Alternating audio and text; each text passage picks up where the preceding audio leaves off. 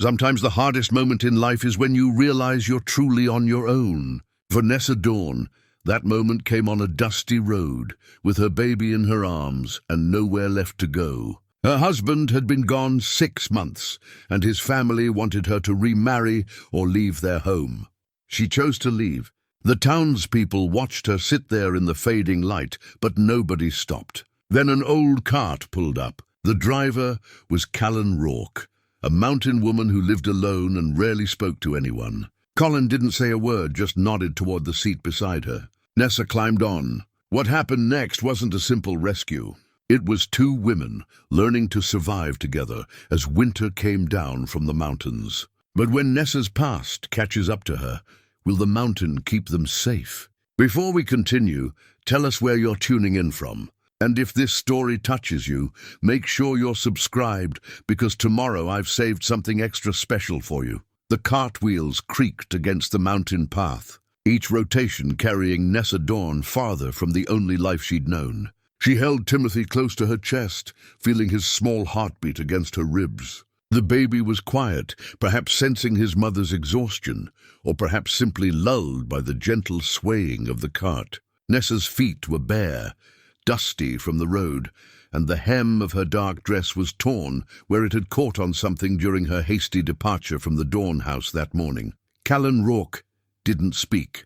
She sat rigid on the driver's bench, her weathered hands steady on the reins, eyes fixed on the trail ahead. The woman had to be in her late 60s, Nessa guessed, with silver hair pulled back in a severe bun and skin tanned to leather from years under the mountain sun. She wore men's work clothes, canvas trousers and a heavy wool shirt, and her boots were scarred and practical. In her right hand, resting across her lap, was a hand-carved walking stick made of oak, its grip worn smooth from decades of use. The silence between them wasn't uncomfortable exactly.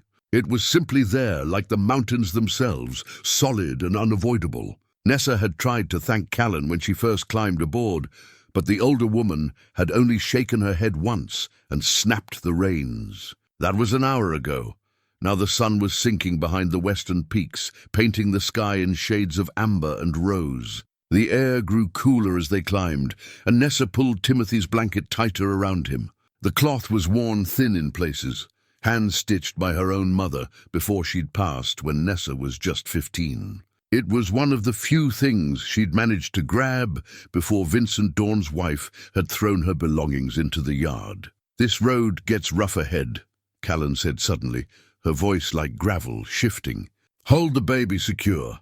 Nessa nodded, adjusting her grip on Timothy.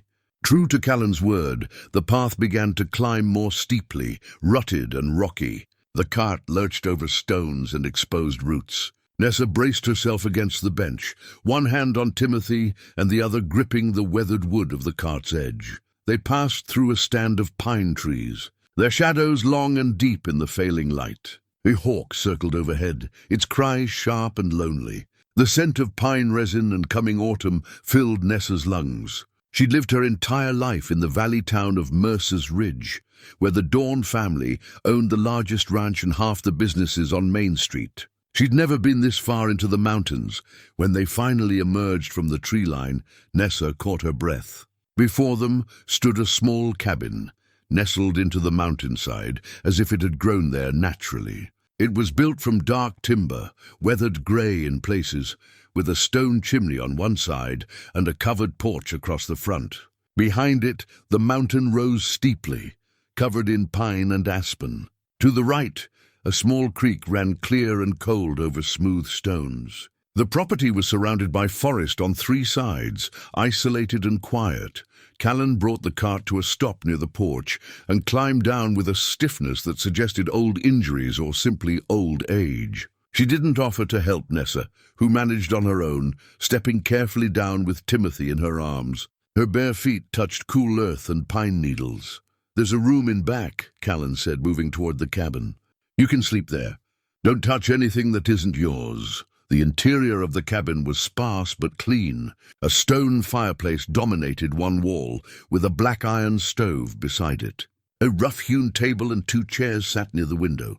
Shelves lined the walls, holding jars of preserved vegetables, dried herbs, and other supplies. Everything had its place, everything was orderly.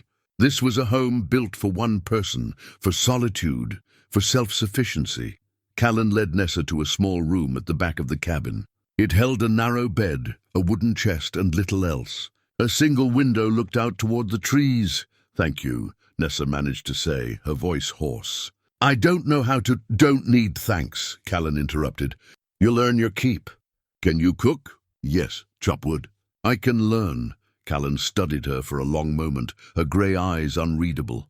Then she nodded once and left the room, pulling the door partially closed behind her. Nessa sat on the edge of the bed, feeling the weight of the day finally settle on her shoulders.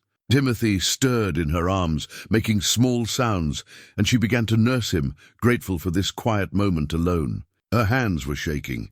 It had started that morning, though the roots went back much farther, back to the day 6 months ago when James Dorne had died. Her husband, her gentle, kind James, who'd never been like the rest of his family.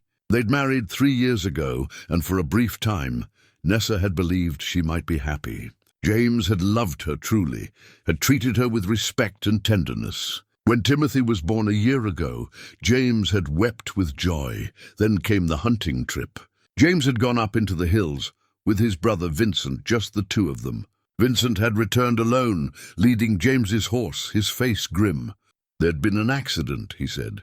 James had fallen from a rocky outcrop while tracking an elk, broken his neck, died instantly. The funeral had been enormous. The entire town turned out for James Dorne, beloved son of the valley's most prominent family. Nessa had stood beside the grave with Timothy in her arms, wearing the black dress she still wore now, her eyes dry because the grief was too deep for tears. And then the pressure had begun. Vincent Dorne was older than James by 5 years, unmarried and set to inherit the family holdings. But James had been the golden son, the charming one, the one people loved. Vincent had always lived in that shadow. A week after the funeral, Vincent had come to Nessa with a proposal that made her skin crawl. She should marry him. It was the practical solution, he'd said. She would remain part of the family. Timothy would be raised as a Dorne. Her status would be secure. And Vincent would have the wife he deserved, the wife his brother had chosen, proof that he was worthy of the same love.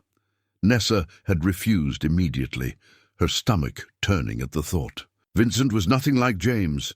He was cold, controlling, and cruel in small ways. The way he spoke to servants, the way he treated animals, the way his eyes lingered on women who belonged to other men. She would rather be destitute than marry him, but refusing Vincent Dorne was not something people did. He'd returned the next day with his mother, Helena Dorne, a woman of iron will and no sympathy. They'd cornered Nessa in the parlour of the Dorne house, where she'd lived since James's death, and given her an ultimatum. Marry Vincent or leave. She had no money of her own, no family to speak of. Her mother was long dead. Her father had died when she was a child. She had no legal claim to anything. James's will had left everything to the family estate, as was customary. She'd asked for time to think. They'd given her 3 days. This morning, Helena Dorne had found Nessa in the kitchen preparing breakfast for Timothy. "Have you made your decision?" "I won't marry Vincent," Nessa had said quietly. "I'm sorry, but I can't." Helena's face had hardened like clay in a kiln. "Then you'll leave this house today. You'll take nothing but the clothes on your back and that child." The Dornes do not support ingratitude. Within the hour, Nessa's few belongings had been thrown into the front yard. The house servants, people she'd thought were friends, had avoided her eyes. Only old Constance, the cook, had pressed a small bundle of food into her hands and whispered, "God keep you safe, child." Nessa had walked into town with Timothy in her arms and the food bundle in her pocket, hoping someone would help. But news travelled fast in Mercer's Ridge, and no one wanted to cross the Dorne family. Doors closed, eyes turned away. By afternoon, she'd found herself sitting on the edge of town, on the dusty road that led up into the mountains, with nowhere left to go. That's when Callen Rourke's cart had appeared. Timothy finished nursing and fell asleep against Nessa's shoulder. She stood carefully and laid him on the bed, surrounding him with the folds of her skirt so he wouldn't roll. Then she went back out into the main room of the cabin, Callen was at the stove, stirring something in an iron pot. The smell of venison stew filled the room, rich and savory. Without looking up, Callen said, "There's bread in the box by the table. Get 2 bowls from the shelf." Nessa did as she was told. They ate in silence at the rough table, the stew hot and nourishing. It was the first real meal Nessa had eaten since yesterday. When they finished, Callen pushed back from the table and lit a pipe, the tobacco smoke curling blue in the lamplight. "How old's the baby?" Callen asked. 10 months. Healthy?" "Yes." "And you're what, mid-30s?" 34. Callen nodded slowly, studying Nessa through the pipe smoke. "The Dorne family will come looking for you eventually. You understand that?" Nessa's throat tightened. "Yes. Why'd you run instead of fight?" "I have no way to fight them. They have money, position, lawyers. I have nothing." "You have the boy," Callen said. "That's not nothing. That's why I ran. Vincent said if I didn't marry him, they'd take Timothy from me. Said I was unfit to raise him alone, that the family had a right to him." Callen's jaw tightened around the pipe stem. She was quiet for a long moment, then said, "Men like that think women are property. Think children are property. Think the whole damn world is property. Did you know James?" Nessa asked suddenly. "My husband?" Something flickered in Callen's eyes, not quite pain, but close to it. "Knew of him, town boy. Heard he was one of the decent ones." "He was. He really was." "Then I'm sorry for your loss." Callen stood, knocking the ashes from her pipe into the fireplace. "Get some sleep. Morning comes early up here, and we've got work to do if you're staying through winter." "Winter?" Nessa blinked. "I can stay that long?" "Can't send a woman and baby down the mountain with nowhere to go." "Against my nature." Callen paused at the door to her own room, her hand on the frame. "But understand this. I live alone for a reason. I don't need company, don't want conversation, and don't tolerate weakness. You pull your weight or you leave." "Clear?" "Yes," Nessa said. "Thank you."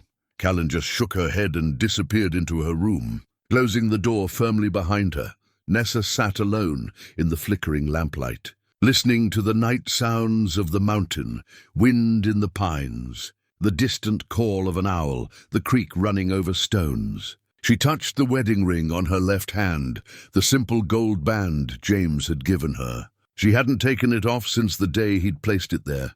She didn't know why Callen Rourke had stopped for her on that road, didn't know what the older woman's story was, or why she lived alone on this mountain. But she knew one thing with certainty. She would prove herself worthy of this chance. She would learn whatever Callen would teach her. She would become strong enough to protect Timothy, no matter what came. Outside, the first stars appeared above the mountain peaks, cold and distant and beautiful. Nessa finally allowed herself to feel the exhaustion that had been building all day. She checked on Timothy one last time, still sleeping peacefully, then lay down beside him on the narrow bed, her arm around his small body. For the first time since James's death, she felt something that might have been hope. It was fragile and uncertain, like a candle flame in wind, but it was there, and she would protect it with everything she had. The first week on the mountain passed in a rhythm of work that left Nessa's muscles aching and her hands blistered. Callen woke before dawn each morning and expected Nessa to do the same. There was water to fetch from the creek, wood to chop, meals to prepare, a garden plot to tend before the first frost came. Timothy spent his days on a blanket near wherever his mother worked, playing with pine cones and smooth stones. His laughter the only lightness in Callen's stern routine. Callen taught by demonstration, not explanation. She'd show Nessa how to swing an axe properly, how to stack wood so it would dry, how to preserve vegetables in brine. If Nessa made a mistake, Callen would simply correct it without comment and move on. There was no praise, but there was also no criticism, only the expectation that Nessa would learn and improve. By the 7th day, Nessa had begun to understand the mountain's rhythms, the way the wind shifted before a storm, the times when deer would come down to the creek to drink, the particular call of the jay that meant a hawk was circling overhead. She was learning slowly to read the land the way Callen did, as something alive and responsive, something to work with rather than against. It was late afternoon when they heard the sound of a wagon approaching. Callen's head came up immediately. her hand moving to the rifle that leaned against the cabin wall. Nessa, who'd been hanging washed to dry on a line between two trees, felt her stomach drop. "Get inside," Callen said quietly. "Take the boy." Nessa gathered Timothy quickly and moved to the cabin, but she stood at the window watching.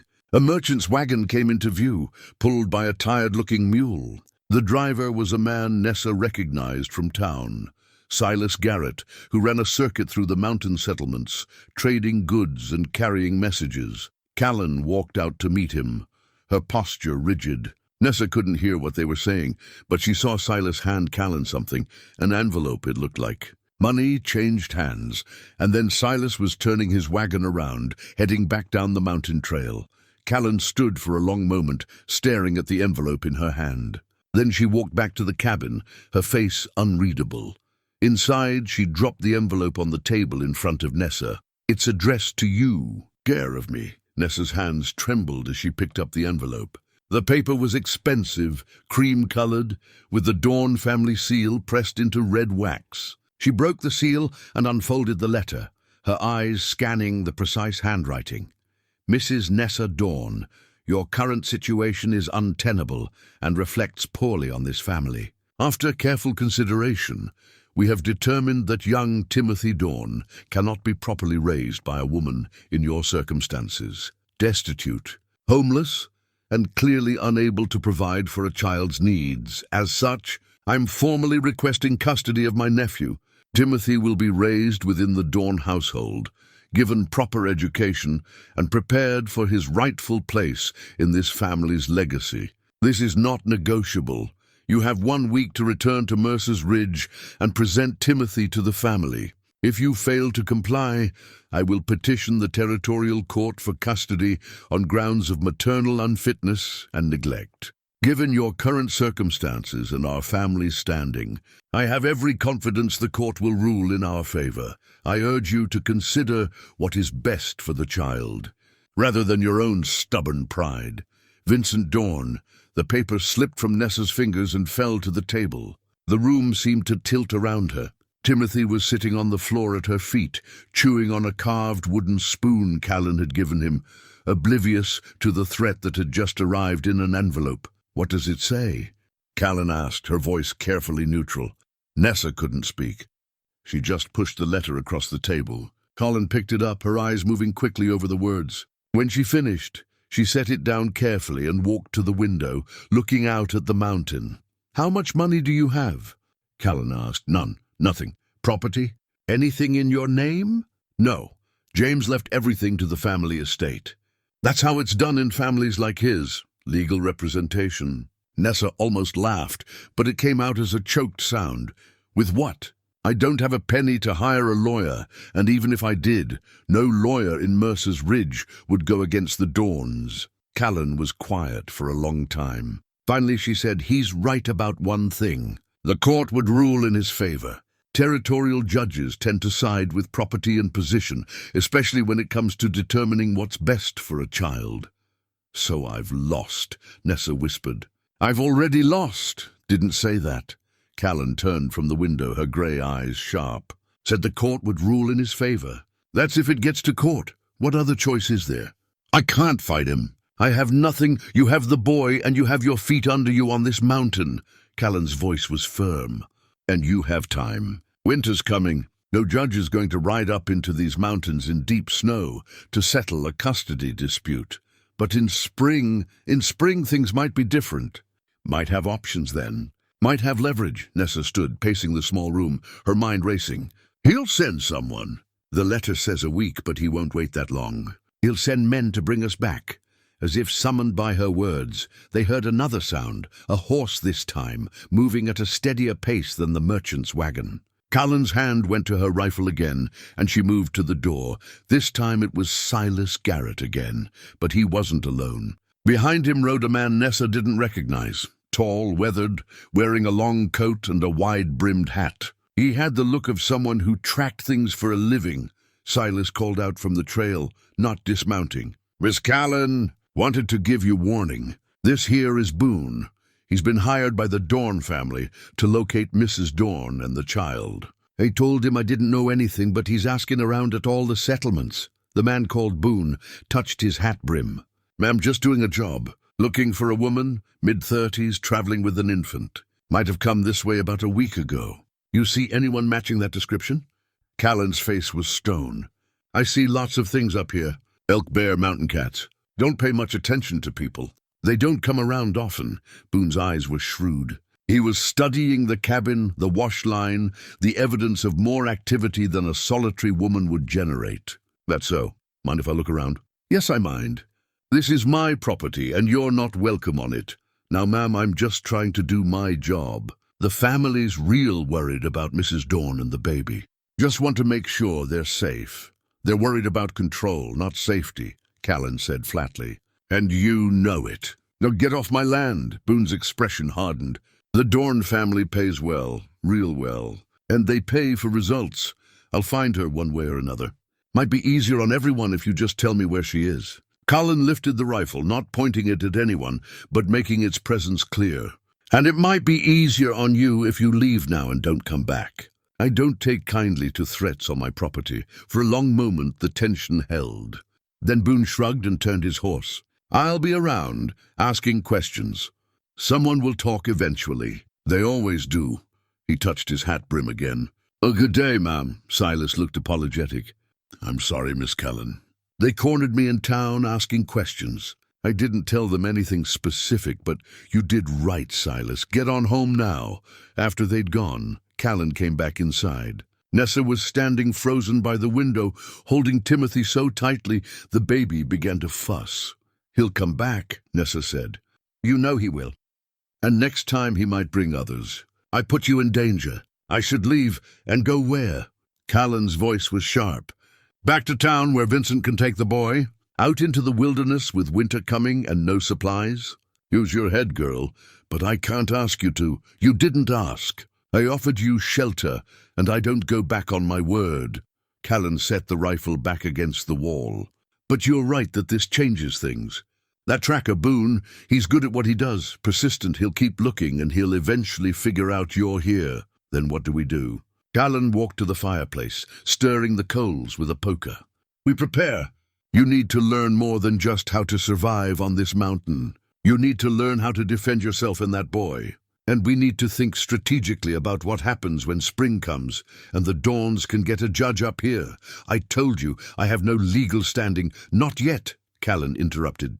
She turned to face Nessa, her expression grave. "But there are ways to build standing, ways to create doubt about Vincent's motives, ways to make his case weaker. How? That's what we need to figure out. But first things first." Callen moved to a chest in the corner and pulled out a leather-bound ledger. "This is a record of all the transactions on this property. Dates, items, agreements. I keep detailed records of everything. Starting tomorrow, you're going to start keeping records too. Everything that happens here. Every day you care for Timothy, every skill you learn, every bit of work you do. We're going to document that you're providing a good, stable home for that child." Nessa felt a flicker of something. Not quite hope, but maybe its precursor. "You think that will be enough?" "No," Callen said honestly. "But it's a start. And right now, a start is all we've got." She paused, then added more gently, "Winter comes early this high up. Could be just a few weeks. Once the snow is deep, no one's coming up this mountain until spring melt. That gives us time. Time to plan, time to prepare, time to make you strong enough to face whatever's coming." Nessa looked down at Timothy, who had calmed and was now playing with the edge of her sleeve. His dark eyes, James's eyes, looked up at her with complete trust. He had no idea that his entire future hung in the balance, that powerful men wanted to take him from his mother, that the only thing standing between him and that fate was a stubborn mountain woman and Nessa's own determination. "Teach me," Nessa said, looking up at Callen. "Whatever I need to know. I'll learn it," Callen nodded slowly. "Then we start tomorrow at first light. And Nessa," she waited until Nessa met her eyes. "This won't be easy. The Dornes have money, power, and the law on their side. What we have is time and terrain. It might not be enough. It has to be," Nessa said simply. "Because I won't let them have him. I won't." Outside, the sun was setting behind the mountain peaks, painting the sky in shades of crimson and gold. The temperature was dropping, and in the distance Nessa could see dark clouds gathering over the higher elevations. The first snow was coming just as Callen had predicted. It would trap them here, isolated and vulnerable, but it would also trap everyone else out. Nessa held her son close and made a silent promise to him, to James's memory, and to herself. Whatever came, whatever she had to do, she would not surrender. She would fight with everything she had, even if everything she had was very little indeed. The next morning arrived cold and grey, with mist hanging low in the valley below the cabin. Nessa woke to find Callen already up, the fire burning hot in the stove, and coffee boiling in a tin pot. Timothy was still sleeping, his small chest rising and falling in the peaceful rhythm of infancy. "Get dressed," Callen said without preamble. "We're going to walk the property line. You need to know every foot of this land, every trail, every hiding spot. If Boone comes back with men, you need to know where to go." They set out after a quick breakfast, leaving Timothy in a makeshift pen Callen had constructed near the warm stove. Nessa's bare feet had toughened over the past week, but she still felt every stone and root as they climbed higher up the mountain. Callen moved with surprising agility for her age, her walking stick steady in her right hand, tapping against rocks and fallen logs as they went. "This property runs along the creek to the east," Callen explained, pointing with her stick. "North to that stand of white pine you see there, west to the cliff face, and south down to where the trail comes up from the valley. About 40 acres total, give or take. Not much, but it's mine, paid for with my own money, registered in my own name." They walked the boundaries, Callen pointing out landmarks and features. A cave opening half-hidden by brush. Good for storage, stays cool year-round.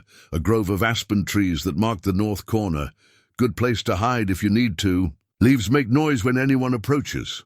A rocky outcrop that overlooked the trail. Can see anyone coming from up here. Gives you time to prepare. As they walked, Nessa found herself studying Callen more closely. The older woman moved with purpose, her grey eyes constantly scanning the landscape. She missed nothing. The bent branch that indicated deer had passed through. The scratch marks on a tree trunk where a bear had sharpened its claws. The way certain plants grew only in spots where water ran close to the surface. "How long have you lived here?" Nessa asked, as they rested on the rocky outcrop, looking down at the cabin below. 30 years, near about." "Alone?" Callen's jaw tightened. "Not always. I had a husband once, and a daughter." The way she said it, past tense with finality, told Nessa not to press further. But her eyes drifted to the cabin below, and she noticed something she hadn't seen before. Behind the main structure, partially hidden by trees, was a smaller building. Little more than a shed, really, but carefully maintained. "What's that?" Nessa asked, pointing. Callen followed her gaze and was silent for a long moment. "Storage," she said finally. But there was something in her voice, something raw and carefully hidden, that suggested it was more than that. They made their way back down to the cabin as the sun finally broke through the morning mist. Timothy was crying, hungry and ready for his mother. Nessa fed him while Callen prepared lunch, salt pork and beans, simple and filling. "This afternoon you'll learn to shoot," Callen announced over the meal. Nessa looked up sharply. "Shoot? A rifle? You need to know how to handle one, load it, fire it accurately. Can't defend yourself if you don't know how. I've never—" "Then it's past time you learned." Callen stood and retrieved an old Winchester from a rack near the door. "This was my husband's. He kept it clean and true, and I've done the same. It's a good weapon, reliable. I'll teach you to respect it and use it properly." They spent the afternoon in a clearing behind the cabin. Callen set up targets, pieces of wood with charcoal marks, at varying distances. She showed Nessa how to hold the rifle, how to sight down the barrel, how to breathe and squeeze the trigger, rather than pull it. "Don't anticipate the kick," Callen instructed. "Let it happen. The rifle's going to buck against your shoulder. Fighting it just throws off your aim." Nessa's first few shots went wild, missing the targets entirely. Her shoulder ached from the recoil, and her hands shook from gripping the rifle too tightly. But Callen was patient in her stern way, correcting stance and grip, making Nessa repeat the motions until muscle memory began to form. By the time the sun was lowering toward the western peaks, Nessa had managed to hit 3 of the 5 targets. Her shoulder would be bruised tomorrow, but there was a strange satisfaction in the solid thunk of a bullet striking wood. "Good enough for a first day," Callen said, taking the rifle back. "We'll practice every afternoon until it's second nature. When winter closes in, we'll have less to do outside. More time for this kind of training." That evening, as they sat at the table after supper, Callen pulled out a ledger and pushed it across to Nessa. "Start writing. Everything that happened today. What you learned, what you did for Timothy, how you contributed to the household. Date it at the top." Nessa picked up the pencil, something she hadn't held in weeks, and began to write. The act of forming letters, of recording the day's events, felt strange after so much physical labor. But it also felt important, like she was building something, even if that something was just a record of survival. As she wrote, she noticed Callen watching her. "You can read and write well," the older woman observed. "That's not common." "My mother taught me," Nessa said.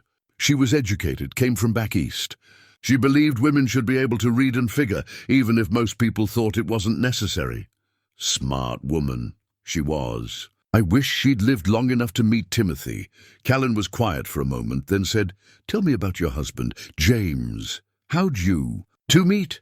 Nessa looked up, surprised by the question. Callen rarely asked personal things. "He came into the milliner's shop where I was working. I was 29, had given up on the idea of marriage. James was younger than me by a few years, but he didn't seem to care. He said he liked that I could talk about books and ideas, not just gossip and fashion, and his family. They approved. His mother didn't. Nessa Dorne thought James should marry someone from a prominent family, someone who could bring connections and money to the Dornes. But James stood up to her. He said he was marrying for love, not politics." Nessa smiled sadly at the memory. "It was one of the few times he ever defied his family. I should have realized then how much courage that took, how unusual it was for him, but he did it anyway. Yes, and we were happy, truly happy. When Timothy came, James was the most devoted father you'd ever seen. He'd rock him to sleep every night, singing old songs his grandmother had taught him." Nessa's voice caught. "And then one hunting trip and it was all over." Callen stood and moved to the window, looking out at the darkening mountain. "Hunting accidents happen. Mountains are dangerous places. That's what everyone said. You don't believe it." Nessa hesitated. She'd never voiced her doubts to anyone, afraid they'd sound like the ravings of a grief-stricken widow. But something about Callen's steady presence, her lack of judgment, made the words come easier. Vincent was always jealous of James. Everyone loved James. He was kind, generous, easy to like. Vincent was cold, calculating. James got the attention, the affection. And James was younger, which meant Vincent would inherit, but James would always be more beloved. Nessa twisted her wedding ring on her finger. "The day before the hunting trip, I heard Vincent and James arguing. Vincent was saying something about the family business, about James making decisions that weren't his to make. James said he had a right to his opinion, that the ranch belonged to both of them. Vincent said, 'Not for much longer.' You think Vincent killed his own brother? I don't know. I've asked myself 1,000 times if I'm just looking for someone to blame, if grief is making me see conspiracies where there aren't any." Nessa met Callen's eyes. "But yes, part of me thinks it's possible."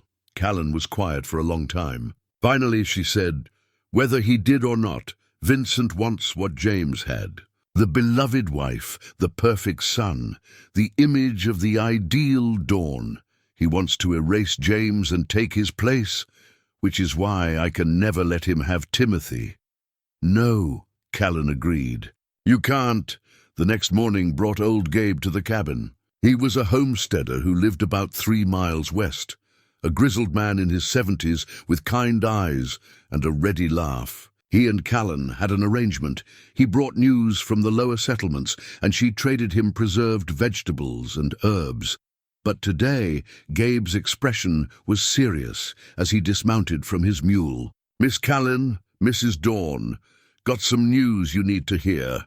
They invited him inside, and Nessa poured coffee while Timothy played at her feet. Gabe wrapped his weathered hands around the tin cup and said, "That tracker, Boone, he's been making the rounds. Stopped at my place yesterday asking questions. I told him I hadn't seen anyone, but he's persistent. And he's not alone anymore." "How many?"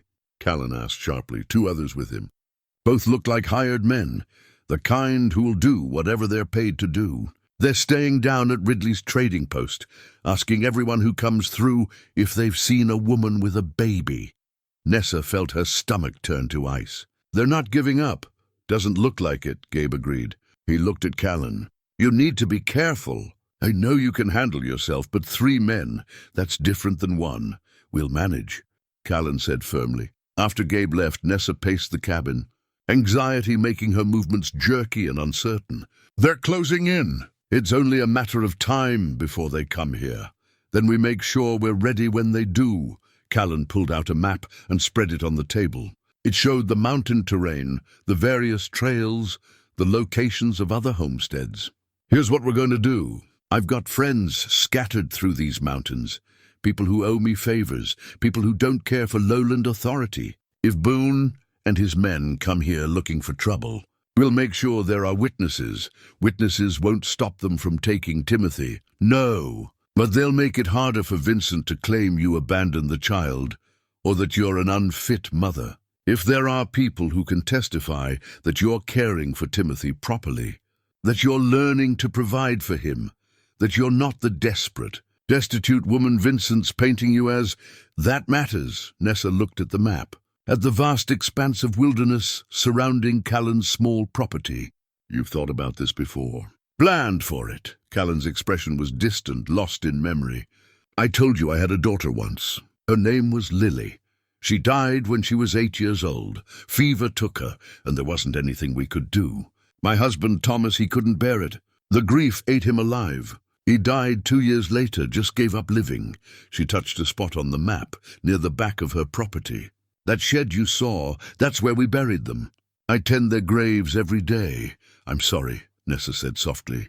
"After Thomas died, his brother tried to take this land from me. Said a woman couldn't manage it alone, that I should sell to him at a fraction of what it was worth. I fought him, got a lawyer from 3 territories over, spent every penny I had saved, but I won. This land is mine, registered legal in my name. No one can take it from me." Callen looked up at Nessa. "I know what it's like to fight men who think they have the right to decide your life. That's why I stopped for you on that road. That's why I'll help you fight." Nessa felt tears sting her eyes, but she blinked them back. "I don't know how to thank you. Don't need thanks. Just need you to stay strong and stay smart." Callen folded up the map. "Now come on. We've got wood to split before the afternoon shooting practice. And tonight you're going to write more in that ledger. Document everything, every skill you learn, every day you care for Timothy. We're building a case, even if it never sees a courtroom." As they worked through the day, Nessa found herself watching Callen with new understanding. This woman, who seemed so hard, so isolated, had suffered losses that would have broken most people. But she'd survived, had carved out a life for herself on her own terms, had fought and won against those who wanted to control her. If Callen could do it, Nessa thought, maybe she could too. The first snow came 3 weeks after Nessa arrived on the mountain. She woke to find the world transformed, white and silent, with snow still falling in thick, heavy flakes. The cabin was warm, the fire burning steady, and Timothy was fascinated by the white stuff beyond the window. Reaching his small hands toward it and babbling excitedly, Callen was already dressed and moving about the cabin with her usual efficiency. "Good. Winter's here proper now. That means Boone and his men will have a harder time getting up the mountain trail, and an even harder time proving you're here." Over breakfast, hot oats with dried berries and honey, Callen outlined the day's work. Snow means different skills. You need to know how to move in it, how to track in it, how to keep warm in it. And you need to learn to hunt. Can't rely on preserved food all winter. Fresh meat keeps us strong. They bundled up in layers, and Callen showed Nessa how to wrap cloth around her feet and legs to keep the snow out. Timothy stayed inside in his pen, warm and safe. Callen led the way into the forest, moving through snow that came up to their knees in places, her walking stick testing the ground ahead. "Look here," Callen said, pointing to marks in the snow. "Rabbit tracks. See how they're spaced? Small animal moving quick. Now look over there, deer. Bigger prints, deeper. You learn to read tracks. You learn where the food is."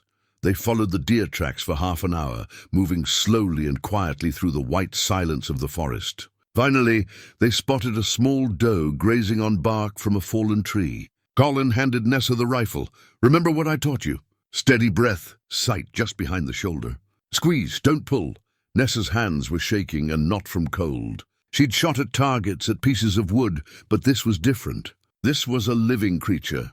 She thought of Timothy, of the need to feed him through the winter, of the practical necessity of survival. She steadied her breathing, sighted carefully, and squeezed the trigger. The shot rang out across the snow. The doe dropped, clean and quick. Callen nodded approval. "Good shot, didn't suffer. Now comes the hard part, field dressing. I'll show you once, then you'll help." The work was bloody and difficult, but Callen was matter-of-fact about it, explaining each step. "This is survival. Nothing shameful in it. You honor the animal by using everything, meat, hide, sinew. Nothing goes to waste." They hauled the meat back to the cabin on a sled Callen kept for such purposes. By the time they returned, Nessa's arms were aching and her hands were raw despite her gloves. But there was also a sense of accomplishment, of having provided food through her own skill and effort. That evening, as they ate venison stew and Timothy dozed by the fire, Nessa pulled out her mother's cloth blanket, the one that had wrapped Timothy since birth, and examined it in the lamplight. The stitching was coming loose in places, worn from constant use and washing. "I need to repair this," she said. "Do you have thread?" Callen produced a sewing kit from her supplies, and Nessa set to work carefully reinforcing the seams. As her needle moved through the cloth, she thought about her mother, about the woman she barely remembered, who had died when Nessa was 15. Her mother had made this blanket when she was pregnant with Nessa, intending it to be passed down through generations. "My mother told me once that this blanket was made from scraps of fabric from her own mother's dresses," Nessa said quietly. 3 generations of women, all connected by these pieces of cloth. Callen looked up from the wood she was carving, a small toy horse for Timothy. "That's good. That's knowing where you come from, holding on to it. Too many people forget their roots. What about your family? Where did they come from?" "Pennsylvania, originally. My grandparents came west after the war, the big one, between the states. They wanted a fresh start, away from all that death and destruction. My mother raised me to be strong, to stand up for myself. She'd be pleased, I think, to know I kept this land." They worked in companionable silence for a while, the only sounds the crackling of the fire and the wind outside. Then Callen said, "You should teach Timothy about his father, about James. Don't let the Dornes be the only ones who control that story." "I will. When he's old enough to understand, I'll tell him everything, the good and the truth." "Even about Vincent?" Nessa's hands stilled on the blanket, "especially about Vincent. Timothy needs to know why we're here, why I chose this path." The next weeks passed in a rhythm of winter work and learning. Nessa grew stronger, more confident. Her shooting improved until she could hit targets consistently at 100 yards. She learned to move through the forest without leaving obvious tracks, to identify which plants were safe to forage, even in winter, to predict weather patterns by watching the sky and feeling the wind. Callen remained a stern teacher, but occasionally Nessa would catch glimpses of warmth, the way Callen's eyes softened when Timothy laughed, the way she made sure Nessa's coffee was hot every morning, the way she corrected mistakes with patience rather than criticism. One evening, while Nessa was writing in the ledger, documenting her progress, Timothy's growth, the skills she'd mastered, Callen sat across from her with her pipe. "You're doing well," Callen said abruptly. "Better than I expected." Nessa looked up surprised. Callen rarely offered praise. "Thank you. Don't thank me yet. Spring will come, and with it Vincent will come. Or if not him, then men acting on his orders. This peace we have now, it's temporary. You understand that?" "I do. And you're prepared to fight?" "Really fight? Not just in practice?" Nessa met Callen's steady gaze. I'm prepared to do whatever it takes to keep Timothy safe. If that means fighting, then yes, Callen nodded slowly. Good, because when spring comes, we won't just be defending against Vincent's legal claims. We'll need to prove he's unfit to have custody. We'll need to show he's dangerous, that his motives aren't about what's best for the child. How do we do that? We find evidence. We talk to people who know the Dornes, who might have seen things, heard things. Old Gabe is helping with that, quietly asking questions, listening to talk in the settlements. Callen leaned forward. But there's something you need to know, Nessa. Something I haven't told you yet. Nessa felt a chill that had nothing to do with the winter cold. What? James came to see me once. But 5 years ago, before he married you. He rode up here alone, no one knowing where he'd gone. He'd heard about my fight to keep this land, about how I'd stood up to my husband's family. He wanted advice. Nessa's breath caught. James was here? On this mountain, he was. And he told me things, about his family, about Vincent especially. Said Vincent was dangerous, that he'd done things, hurt people, but the family covered it up because of their position in town. James was trying to figure out how to break free from them, how to claim his inheritance and get away clean. Why didn't you tell me this before? Because I wasn't sure if you needed to know. Wasn't sure if it would help or just add more pain. Callen's voice was grave. But if we're going to fight Vincent, you need to know everything. James was afraid of his brother. He said Vincent had a cruel streak, that animals went missing around the ranch sometimes, killed for sport, not food. That servants who crossed Vincent ended up leaving town suddenly, scared of something they wouldn't talk about. Nessa felt sick. And James still went hunting with him? James thought family loyalty meant something, even to Vincent. He was wrong. Callen paused. That hunting trip, the one where James died, Vincent was the only witness. No one questioned his story because he's a Dorne, and Dornes don't lie, do they? You think Vincent killed James deliberately? I think it's possible. And if we can prove it, or even raise enough doubt about it, we can make sure Vincent never gets his hands on Timothy. Nessa stood and walked to the window, looking out at the snow-covered landscape. The moon was rising, painting everything in silver light. Somewhere out there, down in the valley, Vincent Dorne was waiting for spring, waiting to come and take her son. Waiting to complete whatever plan he'd started when James died. How do we prove something that happened months ago, with no witnesses except the man who might have done it? We look for patterns. We find other people Vincent hurt. We document everything suspicious about James's death, the timing, the circumstances, Vincent's behavior afterward. And we make sure that when the time comes, we have enough doubt to make any judge think twice about giving Vincent custody of a child. Nessa turned back to Callen. You've been planning this all along, haven't you? Since the day you picked me up on that road. I've been thinking about it, Callen admitted. James asked me to look out for you if anything happened to him. I failed him. I should have checked on you after he died, should have made sure you were all right. When I saw you on that road, I knew I had a chance to make it right. James asked you to look out for me. But we hadn't even met when he came here. He said he'd met someone, a woman, who was different from anyone he'd known. Said if he married her, his family would make her life difficult. He made me promise that if anything happened to him, I'd help her if I could. Callen's expression was pained. I didn't know it would be this bad. Didn't know they'd try to take the child.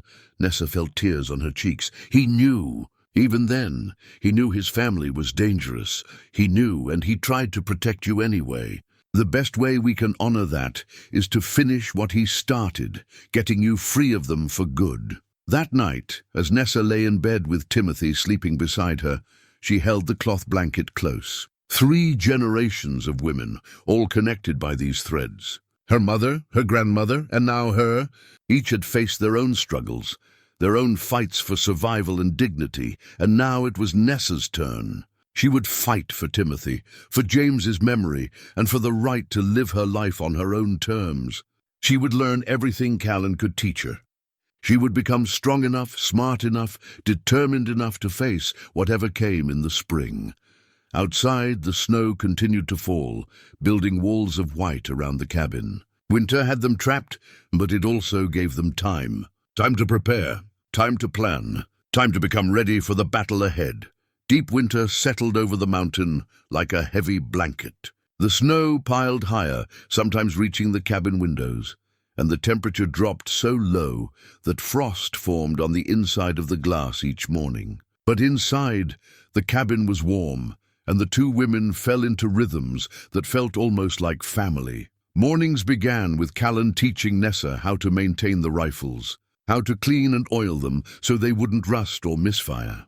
They practiced loading quickly, smoothly, until Nessa could reload in the dark by feel alone. In the afternoons, when Timothy napped, they would sit at the table and Callen would share what she knew about the law, about property rights, about how territorial courts worked.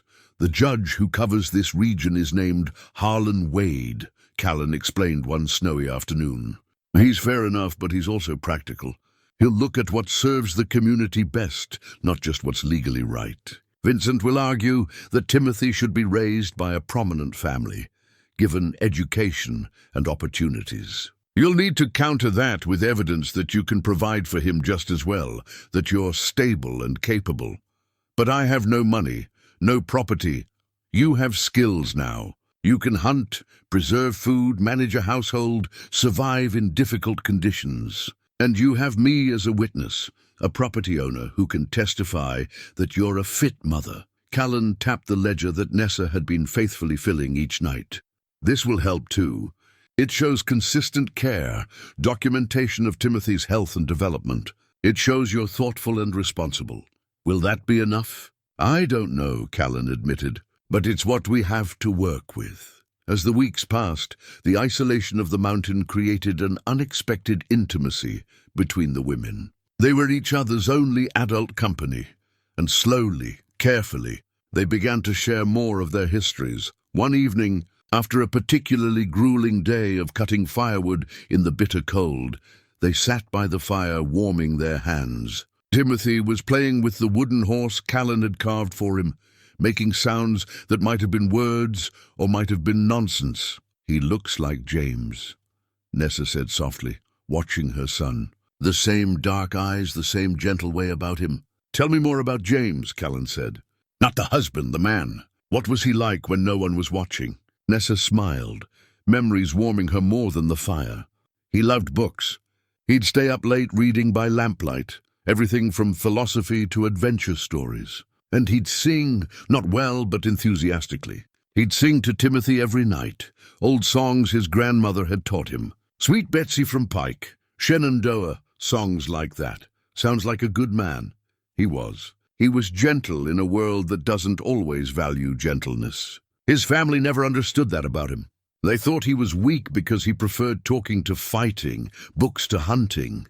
Nessa's voice caught. Vincent especially. He'd mock James for it, call him soft. But James wasn't weak. It takes strength to be kind when everyone around you is hard.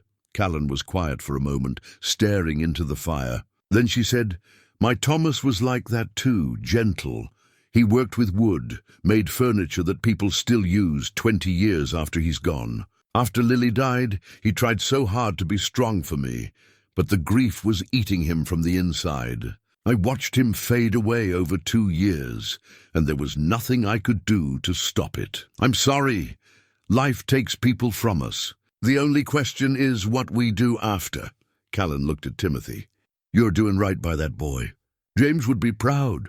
The conversation was interrupted by a sound outside, something moving through the snow. Both women tensed immediately. Callen reached for her rifle, while Nessa moved to Timothy, ready to grab him if needed. But it was only old Gabe, appearing out of the darkness on his mule, snow covering his hat and shoulders. Callen let him in quickly, and he stood by the fire, shivering. Had to come now, before the next storm hits, he said, accepting the hot coffee Nessa poured for him. Got news from down below. Boone and his men are still at Ridley's, but they're getting restless. The snows kept them from searching, but they're talking about coming up here once there's a break in the weather. How soon? Callen asked. Could be days, could be weeks. But they're not giving up. Vincent Dorne is paying them well, and they're determined to earn it. Gabe looked at Nessa with sympathy. I'm sorry, Mrs. Dorne. Wish I had better news. It's all right. We knew they'd come eventually. Gabe pulled something from his coat, a folded piece of paper. There's something else. I've been asking around like you wanted, Miss Callen. Talking to people who've worked for the Dornes, people who might know things. Found a ranch hand named Willem who's got stories. He wrote some of it down for you. Callen took the paper and read it quickly, her expression darkening. She handed it to Nessa without a word. The handwriting was rough but legible. Willem described working on the Dorne ranch, how Vincent would fly into rages over small mistakes, how he'd once beaten a dog nearly to death for barking at the wrong time. There were stories of workers disappearing after crossing Vincent, of threats and intimidation. And there was a note about the hunting trip, how Vincent had insisted on going alone with James, how he'd returned with a story that didn't quite add up. How James's rifle had been found unfired, but James had supposedly died from a fall while tracking game. This is it, Nessa breathed. This is evidence that Vincent is dangerous. It's a start, Callen said cautiously. But it's one man's word, and Willem won't testify in court. He's too afraid of the Dornes. We need more. What about the rifle? Nessa asked. If James's rifle was unfired, how was he tracking game? You don't track without being ready to shoot. Good point. Where's the rifle now? At the Dorne house, I assume. They kept all of James's things. Callen stood and went to a chest in the corner, pulling out her late husband's rifle, the Winchester she'd been teaching Nessa to use. She held it carefully, reverently. This belonged to Thomas. He taught me everything about it, how to shoot, how to maintain it, how to trust it with my life when necessary. After he died, I nearly sold it. Couldn't bear to look at it. But something stopped me. She looked at Nessa. I think I was saving it for this. For you. Callen, I can't take you can and you will. If those men come up here looking for trouble, you need to be able to defend yourself and Timothy. I'm giving you this rifle, and tomorrow I'm going to show you how to use it in combat, not just target practice. How to shoot when someone's shooting back, how to stay calm under pressure, how to protect what's yours. Nessa took the rifle, feeling its weight in her hands. It wasn't just a weapon. It was a symbol of everything Callen was teaching her: self-reliance, strength, the courage to stand and fight rather than run and hide. The next morning, despite the cold, Callen set up a different kind of training. She had Nessa practice shooting from different positions, lying in the snow, crouched behind cover, standing and moving. She taught her how to reload while keeping watch, how to aim while her heart was racing, how to make every shot count because there might not be time for a second chance. This isn't about being a killer, Callen said firmly. This is about being able to protect yourself. You don't shoot unless you have to, but if you have to, you don't hesitate. You understand? I understand. They practiced until Nessa's fingers were numb and her shoulders ached. Then they went inside and practiced hand-to-hand defense, how to break a grip, how to use an attacker's weight against them, how to fight dirty if necessary. Men will always be stronger, Callen said, but that doesn't mean they'll always win. You fight smart, not hard. You go for eyes, throat, knees. You do whatever it takes to get away and protect Timothy. In the evenings, they continued working on the legal case. Callen had contacts throughout the territory. People she'd helped over the years, people who owed her favors. She sent messages through Gabe, asking for information about Vincent, about the Dorne family, about anything that might help their cause. And slowly, bit by bit, a picture began to emerge. Vincent wasn't just cruel, he was calculating. He'd positioned himself carefully within the family business, making himself indispensable while James was alive, then stepping seamlessly into James's role after his death. Several people mentioned that Vincent had been pressing James to sign over certain property rights in the weeks before the hunting trip. Agreements that would have given Vincent more control over the family assets. James had refused. That's motive, Nessa said, staring at the collection of notes and letters they'd accumulated. If Vincent wanted control and James was in the way, it's still not proof, Callen cautioned. But it's pattern. It's reason for a judge to question Vincent's character, to wonder if his motives for taking Timothy are really about what's best for the child, or about maintaining control over the Dorne legacy. One night, after Timothy was asleep, Callen pulled out a land deed from her personal papers. The document was worn, but official, stamped and signed, declaring her ownership of the mountain property. After Thomas died, his brother Marcus tried to take this land.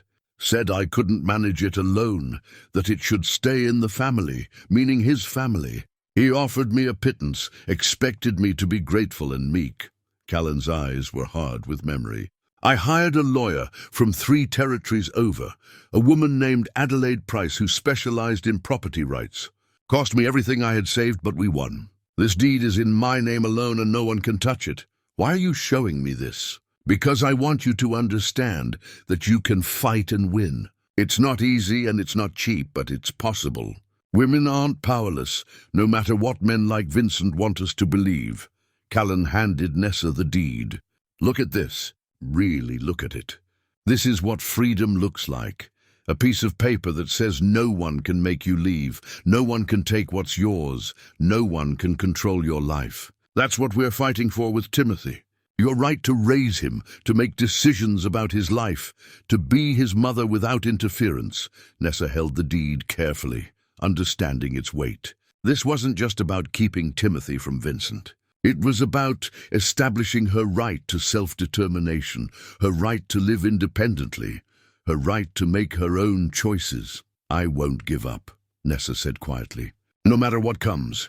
Good, Callen said. Because spring's coming, and with it, the fight of your life. Late winter brought a false thaw that melted the top layer of snow, only to freeze again at night, creating a treacherous crust that crunched underfoot. The world was caught between seasons, neither fully winter nor ready for spring. It was during this uncertain time that Callen decided to tell Nessa the full truth. They were in the cabin one evening, the fire burning low, Timothy asleep in his small bed. Callen had been quiet all day, more withdrawn than usual. Finally, she set down her pipe and said, "There's something you need to see." She led Nessa outside, across the yard to the small shed Nessa had noticed her first day on the mountain. Callen unlocked the door with a key she wore on a cord around her neck, and they stepped inside.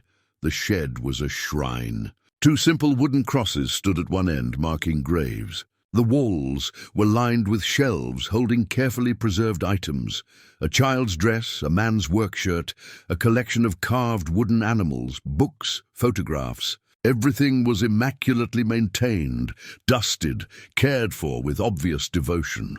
Lily and Thomas, Callen said softly, gesturing to the crosses. I couldn't bear to put them in town, where people would walk past without knowing them, without caring. So I buried them here, where I could visit them every day. Nessa was silent, understanding that this was sacred ground, that Callen was sharing something precious and painful. Lily was 8 when she died. Viva came on quick, and there was nothing the doctor could do. She was so small at the end, so fragile. Thomas held her while she passed, singing to her. Callen's voice was steady, but her hands trembled slightly. After Thomas just broke, he'd go through the motions of living, but there was nothing behind his eyes. 2 years later, he went out hunting and didn't come back. I found him 3 days later. The doctor said it was his heart, but I knew better. He died of grief, plain and simple. I'm so sorry, Callen. I tell you this so you understand. When Thomas's brother tried to take this land, it wasn't just about property. It was about everything I had left of my family. This ground where they're buried, this place where we lived and loved and lost, that's all I have. I wasn't going to let some man take it because he thought a woman couldn't hold on to land alone. Callen picked up one of the carved animals, a rabbit, smooth and perfect. Thomas made these for Lily. Every birthday, every Christmas, a new animal. She loved them. After she died, I'd find him in his workshop carving more. Like if he made enough, she might come back to play with them. Nessa felt tears on her cheeks. That's why you helped me. Because you know what it's like to lose everything. I helped you because James asked me to. But I'm fighting for you because I know what it's like to be told you're not enough, that you can't manage alone, that you need a man to make decisions for you. Callen set the rabbit back on the shelf with careful precision. And I know what it's like to prove them wrong. They stood in silence for a moment. Then Callen said, When spring comes, Vincent will bring the sheriff and maybe a judge. He'll have legal papers, arguments, reasons why Timothy should be taken from you. We need to be ready with our own case, not just documents and witnesses, but a strategy. Back in the cabin, Callen spread out all the information they'd gathered. Willem's written statement, notes from old Gabe's inquiries, the ledger documenting Nessa's care of Timothy, copies of property records and court documents from Callen's own legal battle. Here's what we know, Callen said, organizing the papers. Vincent has motive to want James gone, control of the family business and assets. He has opportunity. He was alone with James when he died. And he has a pattern of cruelty and violence that suggests he's capable of it. What we don't have is direct proof. So what do? We create doubt. We make sure that when Vincent stands before a judge and asks for custody of Timothy, there are enough questions about his character and his motives that the judge has to think twice. Callen tapped the papers. And we establish you as a fit, capable mother who can provide for her child. Not wealthy, but stable. Not connected, but honest. Not powerful, but strong. Over the next weeks, they refined their strategy. Gabe brought news that more people were willing to talk about Vincent. A former maid who'd left the Dorne household suddenly. A businessman Vincent had threatened. A neighbor whose dog had disappeared after a dispute over property lines. None of it was definitive proof of murder, but together it painted a picture of a dangerous, controlling man. They also documented everything about Nessa's life on the mountain. Her hunting skills, her ability to preserve food, her careful management of supplies, her dedication to Timothy's care. Callen even had old Gabe bring a traveling photographer up to the cabin, despite the difficult journey, to take photographs of Nessa and Timothy. Clean, healthy, clearly well cared for. Visual evidence, Callen explained. Judges are human. They'll respond to what they see, not just what they're told. One afternoon, while Nessa was mending clothes and Timothy was napping, Callen brought out a small wooden box. Inside was a collection of letters, yellowed with age. These are from Thomas's brother Marcus, the one who tried to take my land. Read them. Nessa unfolded the first letter. It was dated a month after Thomas's death, and the tone was sympathetic at first, offering condolences and support. But by the third paragraph, it shifted to suggestions that Callen should sell the property, that she couldn't possibly manage it alone, that it would be too much for a woman of her years. The second letter, dated a month later, was more insistent. Marcus offered to buy the land at what he called a fair price, a number that even Nessa could see was far below its value. He emphasized how difficult mountain life would be for a widow, how dangerous, how lonely. The third letter dropped all pretense of sympathy. Marcus stated plainly that the land should remain in the family, meaning his branch of the family, and that Callen's claim was questionable at best. He threatened legal action if she didn't accept his offer. He was trying to intimidate you, Nessa said. He was. And it worked for a while. I was scared, grieving, unsure of my rights. But then I got angry, and anger properly directed is more useful than fear. Callen took the letters back. Vincent's doing the same thing to you, using your grief, your vulnerability, your lack of resources, counting on you to fold under pressure. But I'm not going to. No, Callen agreed. You're not. That evening, as they reviewed their plans once more, there was a shift in the wind. Both women felt it, the particular warmth that meant a real thaw was coming, that winter's grip was finally loosening. 2 weeks, Callen estimated. Maybe 3. Then the trails will be passable again, and Vincent will make his move. Nessa looked at Timothy, who was playing with his wooden horse, oblivious to the storm gathering around him. She thought about James, about the gentle man who'd loved her and given her this child. She thought about Vincent, cold and cruel, waiting in the valley below to take everything that mattered. I need to tell you something, Nessa said suddenly, about the day James died. Something I didn't mention before because I wasn't sure if it mattered. Callen waited, attentive. The night before the hunting trip, James came to our bedroom late. He'd been arguing with Vincent again. I could hear their voices downstairs, angry. When James came up, he looked scared. He told me he loved me. Told me to always remember that. And he said something strange. He said, "If anything happens to me, don't trust Vincent. Don't let him near you or the baby."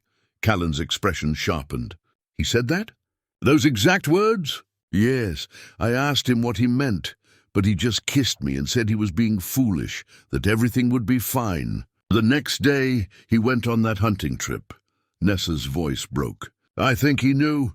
I think James knew Vincent was planning something, and he went anyway because he thought he could handle it, or because he didn't want to believe his own brother would hurt him." "Did you tell anyone this? The sheriff, anyone?" "No, I thought I was reading too much into it, that grief was making me paranoid.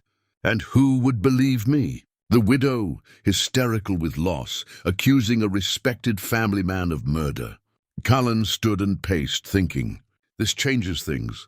If James warned you about Vincent the night before he died, that's significant. It shows James feared his brother. It might not be proof of murder, but it's evidence of a pattern, of a relationship that wasn't what Vincent claimed. But again, it's just my word. Your word matters, Nessa, in court under oath. Your testimony about what James said, that carries weight, especially combined with everything else we've gathered." Callen stopped pacing and looked directly at Nessa. "We're not trying to convict Vincent of murder. We're trying to create enough doubt about his character and motives that a judge won't give him custody of Timothy. Your testimony about James's warning does exactly that." Hope flickered in Nessa's chest, fragile but real. "So we have a chance?" "We have a chance. Not a guarantee, but a chance. And sometimes that's all you can ask for." They spent the rest of the evening preparing. Callen coached Nessa on how to testify, how to speak clearly and calmly, how to answer questions without getting defensive or emotional. They anticipated every argument Vincent might make and prepared counter-arguments. They organized their evidence, their witnesses, their documentation. As night fell and Timothy slept, the two women sat at the table one last time, reviewing their strategy. "Whatever happens," Callen said quietly, "you've already won something important. You didn't run away in fear. You didn't give up. You fought for your child and for your right to live on your own terms. That's victory, regardless of what any judge says." "Thank you," Nessa said, "for everything. For taking me in, for teaching me, for fighting alongside me. I don't know how I can ever repay you. You don't repay kindness. You pass it forward. Someday, when you're strong and settled, you help someone else who needs it. That's how it works." Outside, the wind continued its warm work, melting snow, clearing trails, making way for spring. And with spring would come Vincent, would come the law, would come the final confrontation that would determine Timothy's future and Nessa's fate. But tonight, in this warm cabin on this isolated mountain, two women sat together in the lamplight, united in purpose, ready to face whatever came. They'd done everything they could to prepare. Now they could only wait and hope and steel themselves for the battle ahead. Nessa reached across the table and squeezed Callen's weathered hand. The older woman squeezed back, a rare gesture of affection from someone who'd learned to keep the world at arm's length. "We'll win this," Nessa said, making it both promise and prayer. "We'll fight for it," Callen replied. "And that's all anyone can do." Early spring arrived with a rush of meltwater and the return of birdsong to the mountain. The trails were muddy, but passable, and both women knew their time of isolation was ending. They could feel it in the air, the approaching confrontation, the gathering storm. It was on a clear morning, with the sun bright on the remaining patches of snow, that Nessa was organizing supplies in the storage shed when she found it. Behind a stack of preserved food jars, tucked into a corner as if deliberately hidden, was a leather-bound book. A journal. She pulled it out carefully, noting the fine quality of the leather, the expensive paper. And on the first page, in handwriting she knew as well as her own, were the words, "Private Journal of James Edward Dorne." Nessa's breath caught. Her hands trembled as she opened to the first entry, dated 5 years earlier. She began to read, standing there in the dim shed, and with each page, the world she thought she understood shifted beneath her feet. The early entries were unremarkable. thoughts about ranch work, observations about family dynamics, dreams for the future. But then, 3 years before Nessa had met him, James wrote about coming to the mountain, about meeting Callen Rourke. Rode up into the high country today, following stories I'd heard in town about a woman who stood up to her late husband's family and won. Found her property after several hours of searching. Callen Rourke is not what I expected. Stern, yes, but also remarkably sharp. She listened to my situation without judgment, then gave me advice that no one else would dare give. She told me the truth. My family is poison. Vincent especially. She said if I want to be free of them, I need to be willing to lose everything. My inheritance, my position, my name if necessary. She said freedom costs, and most people aren't willing to pay the price. I told her I'd met someone. A woman unlike anyone in my circle, intelligent, kind, genuine. I haven't even spoken to her yet, but I know. Callen said, if I marry her, my family will make both our lives miserable. She said I should think carefully about what I'm bringing her into. Before I left, I asked Callen a favor. If anything ever happened to me, would she watch over this woman? Make sure she was all right? Callen didn't answer directly, but I saw something in her eyes. Recognition, maybe, of someone else who'd been vulnerable to powerful men.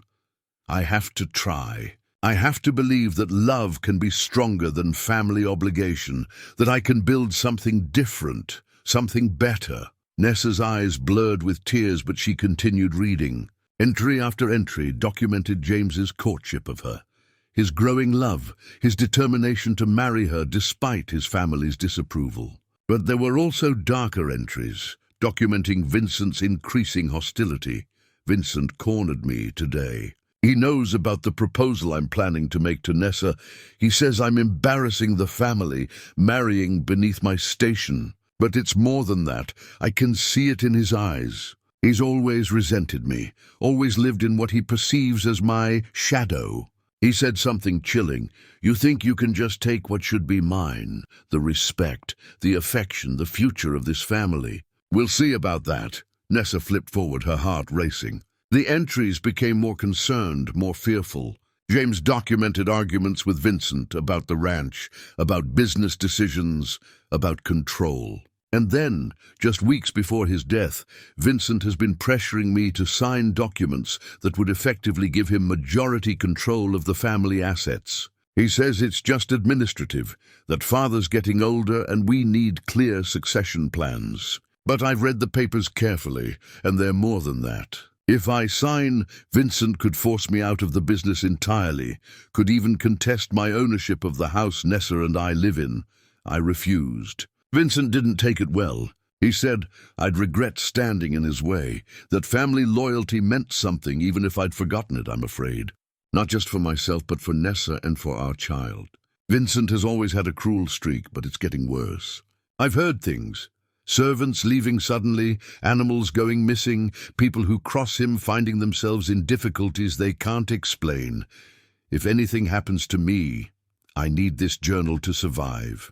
I need someone to know the truth. Tomorrow, I'm going to hide this somewhere safe, somewhere it might be found if necessary. And I'm going to visit Callen Rourke one more time to remind her of her promise. The next entry was brief, dated 2 days before James's death. Made the trip to Callen's. She remembers her promise. I gave her a copy of the problematic documents Vincent wanted me to sign, so there's a record of his attempted manipulation. She'll keep them safe. Vincent wants me to go hunting with him tomorrow. Just the two of us, he says. A chance to repair our relationship, to talk like brothers. Every instinct I have is screaming at me to refuse, but I can't hide from my own family. I have to believe that blood means something, that Vincent wouldn't actually, but I'm writing this just in case. If I don't come back from this hunting trip, if something happens, know this. Vincent is dangerous. He wants control of everything, and he's willing to do whatever it takes to get it. Don't trust him. Don't let him near Nessa or the baby. I love my wife. I love my son. And I pray I'm wrong about all of this, that I'll look back on these words someday and laugh at my paranoia. But if I'm right, Callen, keep your promise. Please. That was the final entry. James had died the next day on that hunting trip. Nessa stood in the shed, the journal clutched to her chest, and wept. James had known. He'd suspected Vincent was dangerous enough to kill him, and he'd tried to protect her even then, even from beyond the grave. And Callen had known all of this, had been keeping James's secrets, had been fulfilling her promise all along. She rushed back to the cabin, bursting through the door. Callen looked up from the table where she was cleaning a rifle, took one look at Nessa's face and the journal in her hands, and went very still. "You found it," Callen said quietly. "You knew. All this time you knew everything. James came to you before he died, warned you about Vincent, asked you to protect me." Nessa's voice was shaking with emotion. Not anger exactly, but something overwhelming. "Why didn't you tell me?" Callen set down the rifle carefully. "Because you weren't ready to hear it. You were grieving, broken, barely surviving. If I'd told you that your husband predicted his own murder, that he'd been preparing for it, would that have helped you, or would it have destroyed you?" "I had a right to know." "You had a right to survive first," Callen said firmly. "And you needed to be strong before you could carry that knowledge." James understood that. It's why he left the journal hidden, why he asked me to watch over you, but didn't demand I tell you everything immediately. Nessa sank into a chair, the journal still in her hands. "The documents he mentioned, Vincent's attempt to take control, do you still have them?" Callen went to her chest and pulled out a tin box. Inside were several folded papers, official-looking with legal seals. "James gave me these for safekeeping. They show Vincent trying to manipulate James into signing away his rights, his property, his share of the family business. If James had signed these, Vincent would have had complete control, and James would have been left with almost nothing. So Vincent killed him to get what he wanted. We don't have proof of that. But we have motive, opportunity, and James's own written concerns about Vincent's intentions. Combined with everything else we've gathered, the witnesses who'll testify to Vincent's cruelty, your testimony about James's warning the night before he died, this journal changes everything." Nessa opened the journal again, looking at James's handwriting, feeling close to him in a way she hadn't since his death. "He tried to protect me. He knew he was in danger, and his first thought was how to keep me and Timothy safe. That's love," Callen said simply. "Real love. The kind that thinks beyond its own survival, and you kept your promise to him. You took me in, taught me to be strong, prepared me to fight." Nessa looked up at Callen with new understanding. "You've been honoring James all along. I failed him once, by not checking on you after he died. I wasn't going to fail him again." Callen sat across from Nessa. "But now you have a choice to make. We can use this journal in court. We can present it as evidence of Vincent's motives, of James's fears, of a pattern of threatening behavior. It won't prove murder. The law requires more than suspicion, but it will absolutely destroy Vincent's case for custody. No judge will give Timothy to a man his own father feared and warned against. But it means making James's private thoughts public. It means the whole territory will know he suspected his brother of being capable of murder. It means dragging your husband's memory through legal proceedings, examining every word he wrote, every fear he had. It means turning your private grief into public spectacle." Nessa was quiet for a long time, weighing the cost. She thought about James, about his gentleness, his love of privacy, his preference for quiet dignity over dramatic confrontation. Would he want this? Would he want his journal, his most intimate thoughts, laid bare in a courtroom? But then she thought about Timothy, about the baby who would grow up never knowing his father, but who deserved to be protected from the man who might have killed him. About James's final written words, "Don't let him near Nessa or the baby." James wrote this journal knowing it might be found, knowing it might be used. Nessa said finally, "He wrote it as evidence, as protection. Using it isn't betraying him, it's fulfilling his final wish." Callen nodded slowly. "Then we have our case. Not just a defense against Vincent's custody claim, but an offense. We're not just arguing that you're a fit mother. We're arguing that Vincent is dangerous, potentially criminal, and absolutely unfit to raise James's son. Will it be enough?" "I think so," With this journal, with the documents, with the testimony we've gathered, yes, I think it will be enough to keep Timothy safe. For the first time since James's death, Nessa felt something solid beneath her feet. Not just hope, but actual grounds to believe they could win. James had given her a gift, even in death, the truth, documented and preserved, ready to protect their son. She looked down at the journal one more time, then up at Callen. Thank you for keeping your promise, for watching over me, even when I didn't know I needed it. That's what James asked for. And that's what I'll keep doing, until this is finished and you're truly free. Outside, the mountain was coming alive with spring, creek running high with snowmelt, buds appearing on the aspen trees, the promise of renewal in the air. And inside the cabin, 2 women sat with a dead man's journal between them, planning how to use his words to save his son from the brother who might have killed him. The truth had been waiting in that shed for months, patient and preserved. Now it would be brought into the light, would be spoken in a courtroom, would become the weapon that protected Timothy from Vincent's grasp. James had prepared for this. Even knowing he might die, he'd prepared.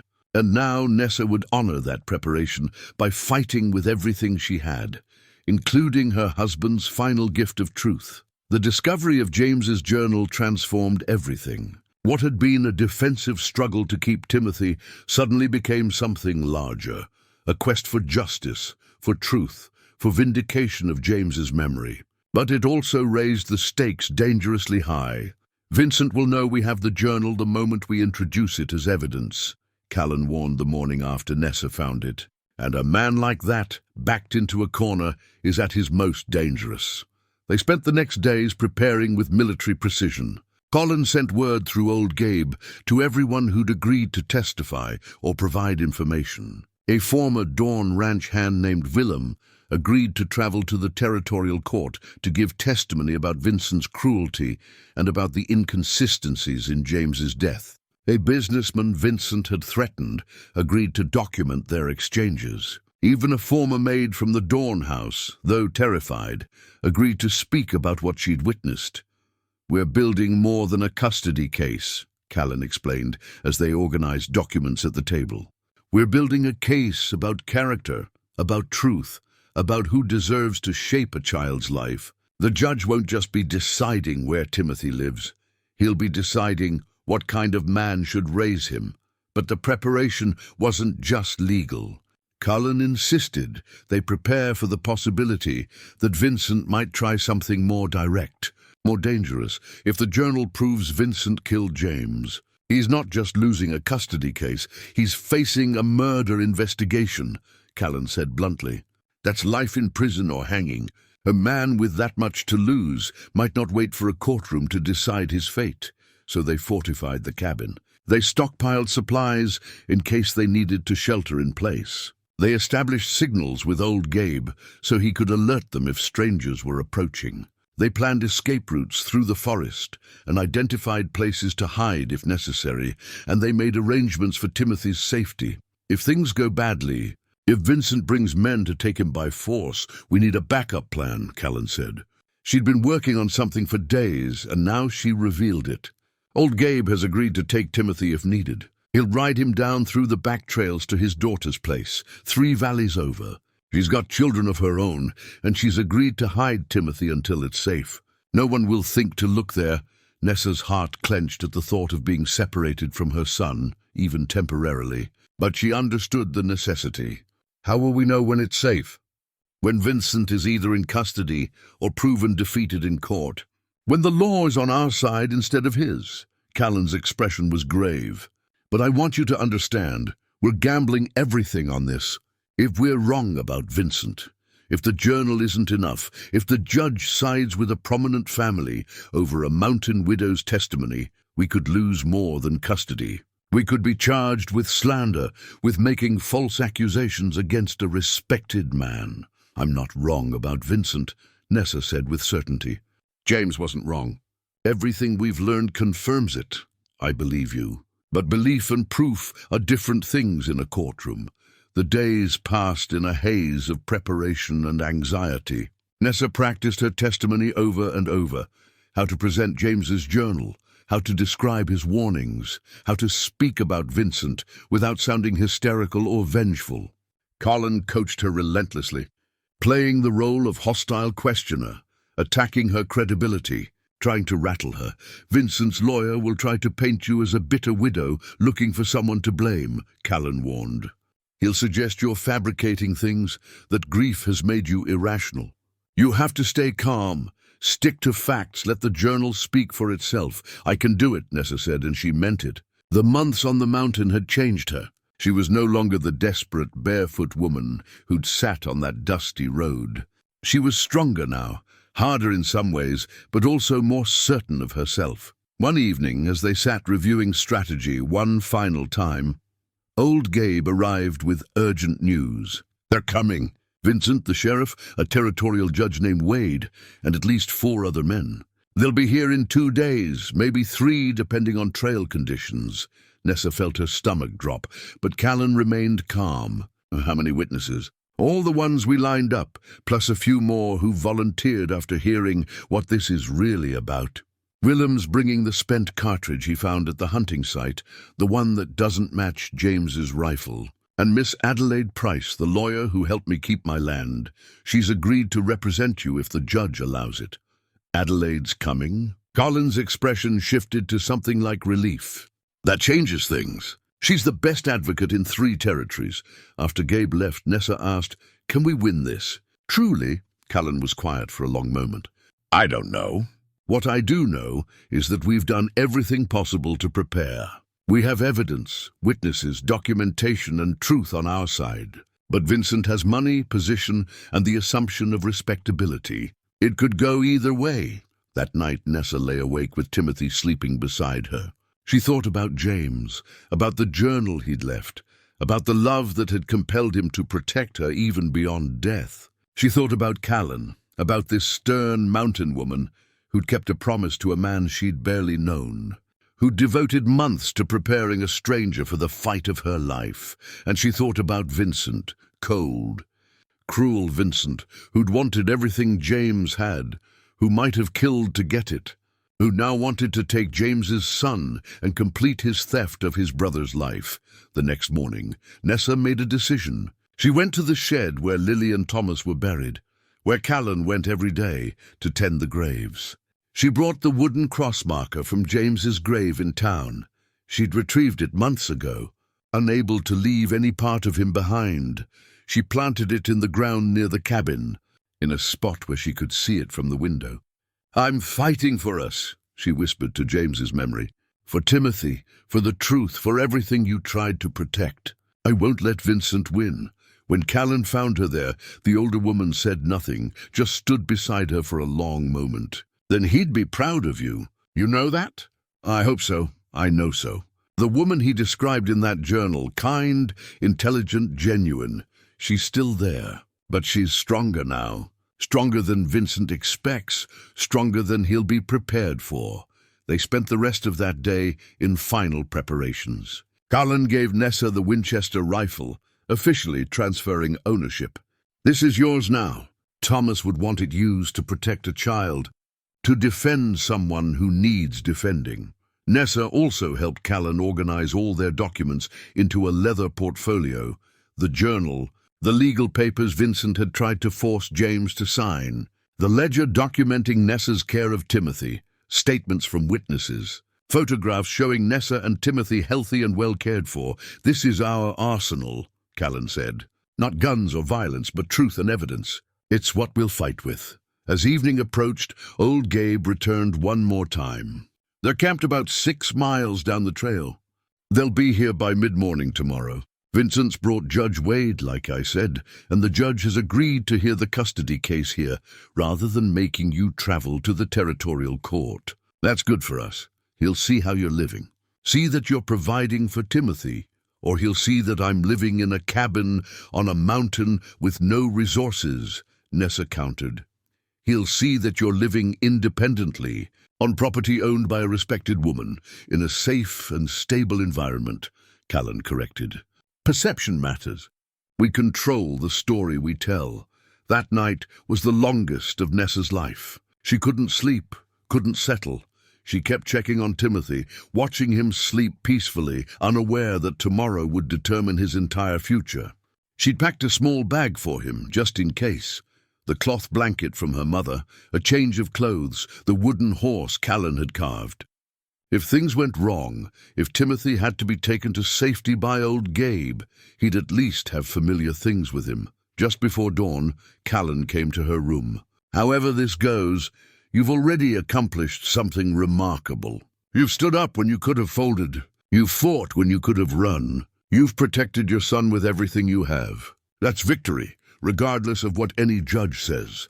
But I need the judge to say I can keep him. I need that, Callen. I know. And we've done everything we can to make that happen."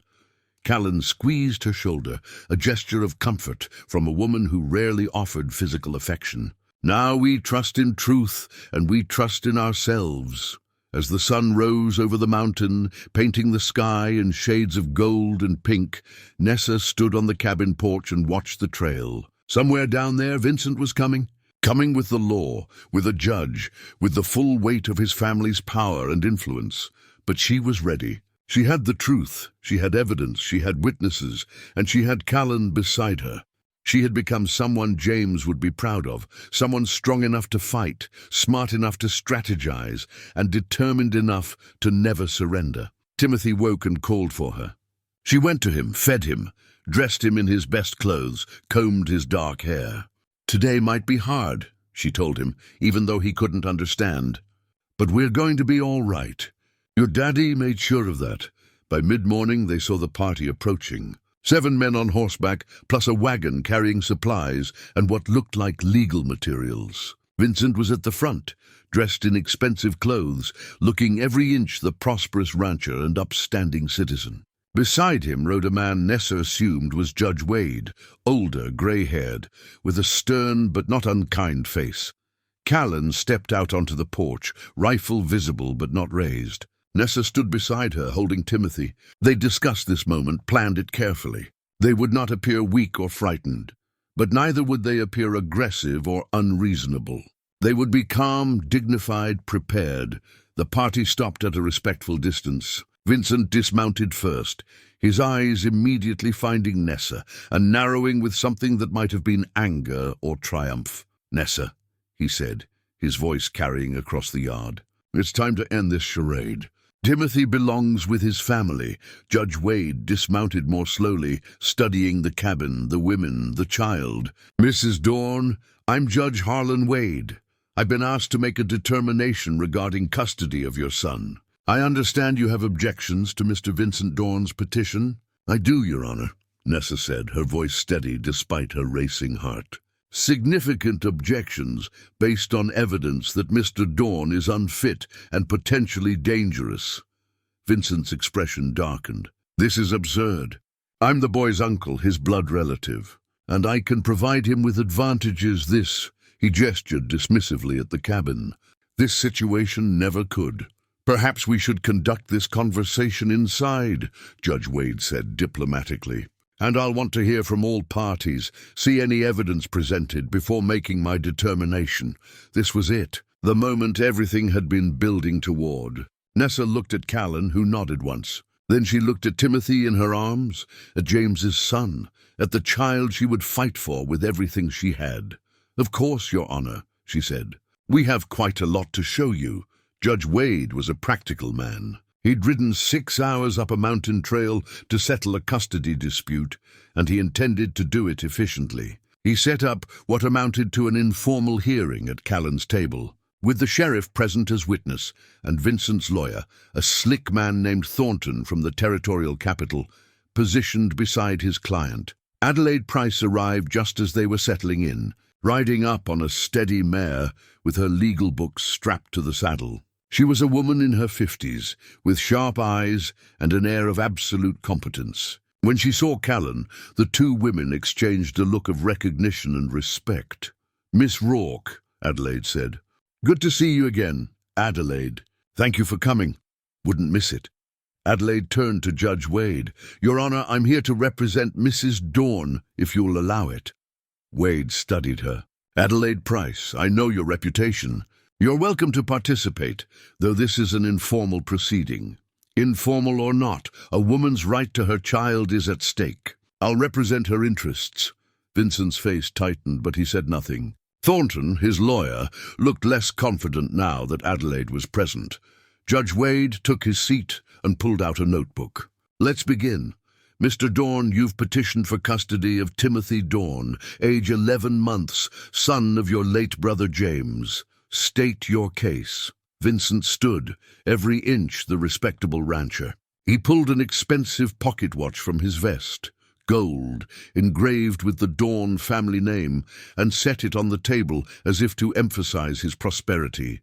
Your Honor, this is a simple matter. My brother James died 6 months ago, leaving behind a widow and infant son. As James's closest male relative and heir to the family business, I'm prepared to provide Timothy with the upbringing he deserves, education, opportunity, a place in our family's legacy, and Mrs. Dorne's current situation. Wade asked. She's destitute, living in isolation on someone else's property, with no means to support herself or the child. She refused a perfectly reasonable solution, marriage to me, which would have kept her within the family and secured Timothy's future. Instead, she ran away and has been hiding here for months. I question her judgment and her fitness as a mother. Thornton added, Your Honor, we have documentation showing Mrs. Dorne has no property, no income, and no family support. The child would be better served in a stable, prosperous household. Judge Wade turned to Nessa. Mrs. Dorne, your response? Nessa stood, grateful for the months of practice Callen had put her through. Her voice was steady. Your Honor, I'm not destitute. I've been living here with Miss Rourke's permission, learning to support myself and my son. I can hunt, preserve food, manage a household. Timothy is healthy, well-fed and cared for. I have documentation of his care over the past months. She nodded to Adelaide, who produced the ledger Nessa had been keeping. Months of detailed entries showing Timothy's daily care, his growth, his health. Judge Wade paged through it, his expression thoughtful. This is thorough, he admitted, because I'm a devoted mother, Nessa said. Not an irresponsible one. What about Mr. Dorne's proposal of marriage? Wade asked. That would have solved many practical problems. Nessa felt her stomach turn, but she kept her voice level. Your Honor, I refused Vincent's proposal because I don't love him, I don't trust him, and I believe he would be harmful to both me and Timothy. Vincent's face flushed with anger. That's slander. I offered you security and family, and you repaid me with paranoid accusations. Are they paranoid? Adelaide interjected smoothly. Your Honor, we have evidence that raises serious questions about Mr. Vincent Dorne's character and his true motives for seeking custody. Thornton stood quickly. Your Honor, this is highly irregular. This hearing is about custody, not character assassination. This hearing is about what's best for the child, Wade interrupted. And character is absolutely relevant. I'll hear your evidence, Miss Price. Adelaide looked at Nessa, who took a deep breath and reached for the leather portfolio they'd prepared. From it, she withdrew James's journal. Your Honor, this is my late husband's private journal. He wrote in it regularly for years, including in the weeks and days before his death. With your permission, I'd like to read several entries that are directly relevant to this case. Vincent went very still, his eyes fixed on the journal. Where did you get that? It was among James's things, Nessa said, not quite a lie, but not the full truth either. He kept it hidden for privacy. Judge Wade gestured. Read what's relevant, Mrs. Dorne. Nessa opened to the entry where James first mentioned Vincent's pressure about the business documents. Her voice trembled slightly at first, but grew stronger as she read James's words, his concerns about Vincent's jealousy, his description of Vincent's cruel streak, his fear that his brother was becoming dangerous. When she reached the final entry, James's statement that he was afraid to go hunting with Vincent, his instruction that if anything happened, Vincent was not to be trusted around Nessa or the baby. The cabin was absolutely silent. Judge Wade's expression had shifted from neutral to deeply concerned. Your husband wrote this the day before he died? Yes, Your Honor. He went on that hunting trip despite his fears, and he never came back. Vincent stood abruptly. This is absurd. James died in an accident. The sheriff investigated, did he? Adelaide cut in. She gestured to old Gabe, who'd been waiting outside. Your Honor, we have a witness who was present at the time. May he enter? Wade nodded, and Gabe came in, followed by Willem, the ranch hand who'd been there when James died. Willem looked terrified but determined. State your name and connection to this case, Adelaide instructed. Willem Garrett, ma'am. I worked on the Dorne Ranch. I was there when Mr. James died. Tell the judge what you saw. Willem's voice shook, but he spoke clearly. Mr. Vincent insisted on going hunting alone with Mr. James. Said it was brother time, no other hands needed. They went up into the high country. Hours later, Mr. Vincent came back alone, leading Mr. James's horse. Said there'd been an accident, that Mr. James fell from a rocky cliff while tracking game. Did you examine Mr. James's body? Yes, ma'am. And something didn't sit right. Mr. James's rifle was still strapped to his saddle, unfired. If he'd been tracking game, he would have had it in hand, ready. And there was something else. Willem reached into his pocket and produced a small object, a spent rifle cartridge. Found this near where Mr. Vincent said the accident happened. It's from a rifle shot, but not from Mr. James's rifle. Different caliber. Vincent's face had gone pale. That proves nothing. Could be from any hunter. It matches the caliber of your rifle, Mr. Dorne, Willem said quietly. The one you were carrying that day. Judge Wade took the cartridge and examined it carefully. Sheriff, what was your investigation into Mr. James Dorne's death? The sheriff, who'd been silent until now, shifted uncomfortably. It was ruled an accidental fall, Your Honor. Mr. Vincent Dorne's testimony was taken at face value. The family is prominent, and there was no reason to suspect, no reason except a rifle shot that didn't come from the deceased's weapon, Wade said sharply. And now, a journal entry expressing fear of the very man who was the sole witness to his death, Your Honor. This is speculation based on a grieving widow's misinterpretation. Thornton tried. Then explain the cartridge, Adelaide said coldly. Explain why James Dorne would write that he feared his brother the day before dying in his brother's sole company. Explain why a man supposedly tracking game had an unfired rifle. Vincent slammed his hand on the table, his composure finally cracking. James was weak. He was always weak, always in the way, always getting the love and respect that should have been mine.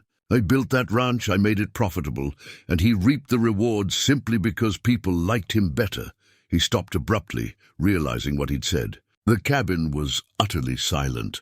Judge Wade's expression was granite. Mr. Dorne, are you confessing to your brother's murder? Vincent's face went through a series of expressions, rage, fear, calculation. Finally, he said, I want to speak with my lawyer privately. I think not, Wade said. Sheriff, place Mr. Vincent Dorne under arrest for suspicion of murder. We'll continue this custody hearing, but first we'll transport Mr. Dorne to the territorial court for proper investigation. The sheriff moved forward, but Vincent backed away, his hand moving toward his belt where Nessa suddenly saw he carried a pistol. Don't, Callen said quietly, and Nessa saw that the older woman had her rifle pointed steadily at Vincent. You're not leaving here with that child, and you're not drawing that weapon. Vincent's hand froze. His eyes darted around the cabin, at the sheriff, at Judge Wade, at the rifle in Callen's hands, at Nessa holding Timothy. He was trapped, and he knew it. I'll be ruined, Vincent said, and there was something desperate in his voice now, all pretense of respectability stripped away. Everything I've worked for, everything I've built, gone because of lies and speculation. Not lies, Nessa said, her voice clear and strong. Truth. James knew what you were, and he tried to warn us. He tried to protect us from you.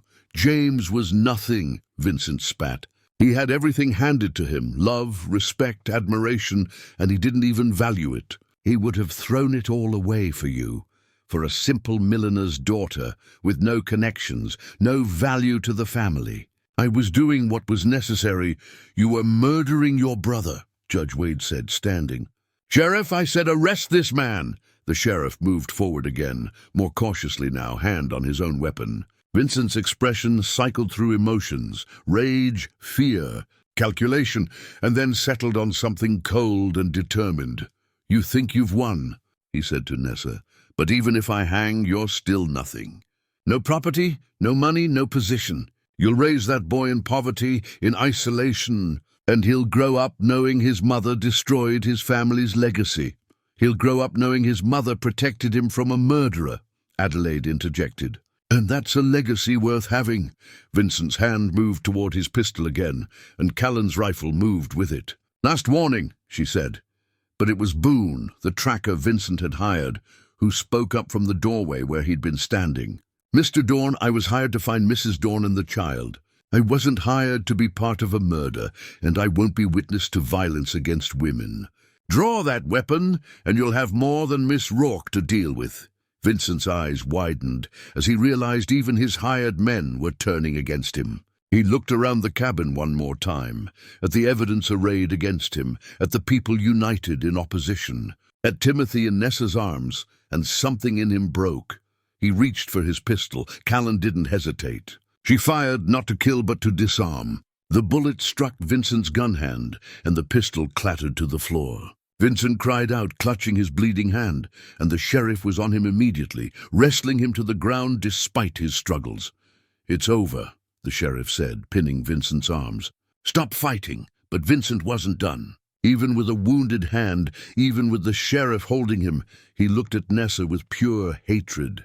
"You killed him. James loved me, trusted me, and you turned him against his own family. You destroyed everything, and now you want to take his son and poison him against the Dorne name." "No," Nessa said, and her voice cut through his tirade like a blade.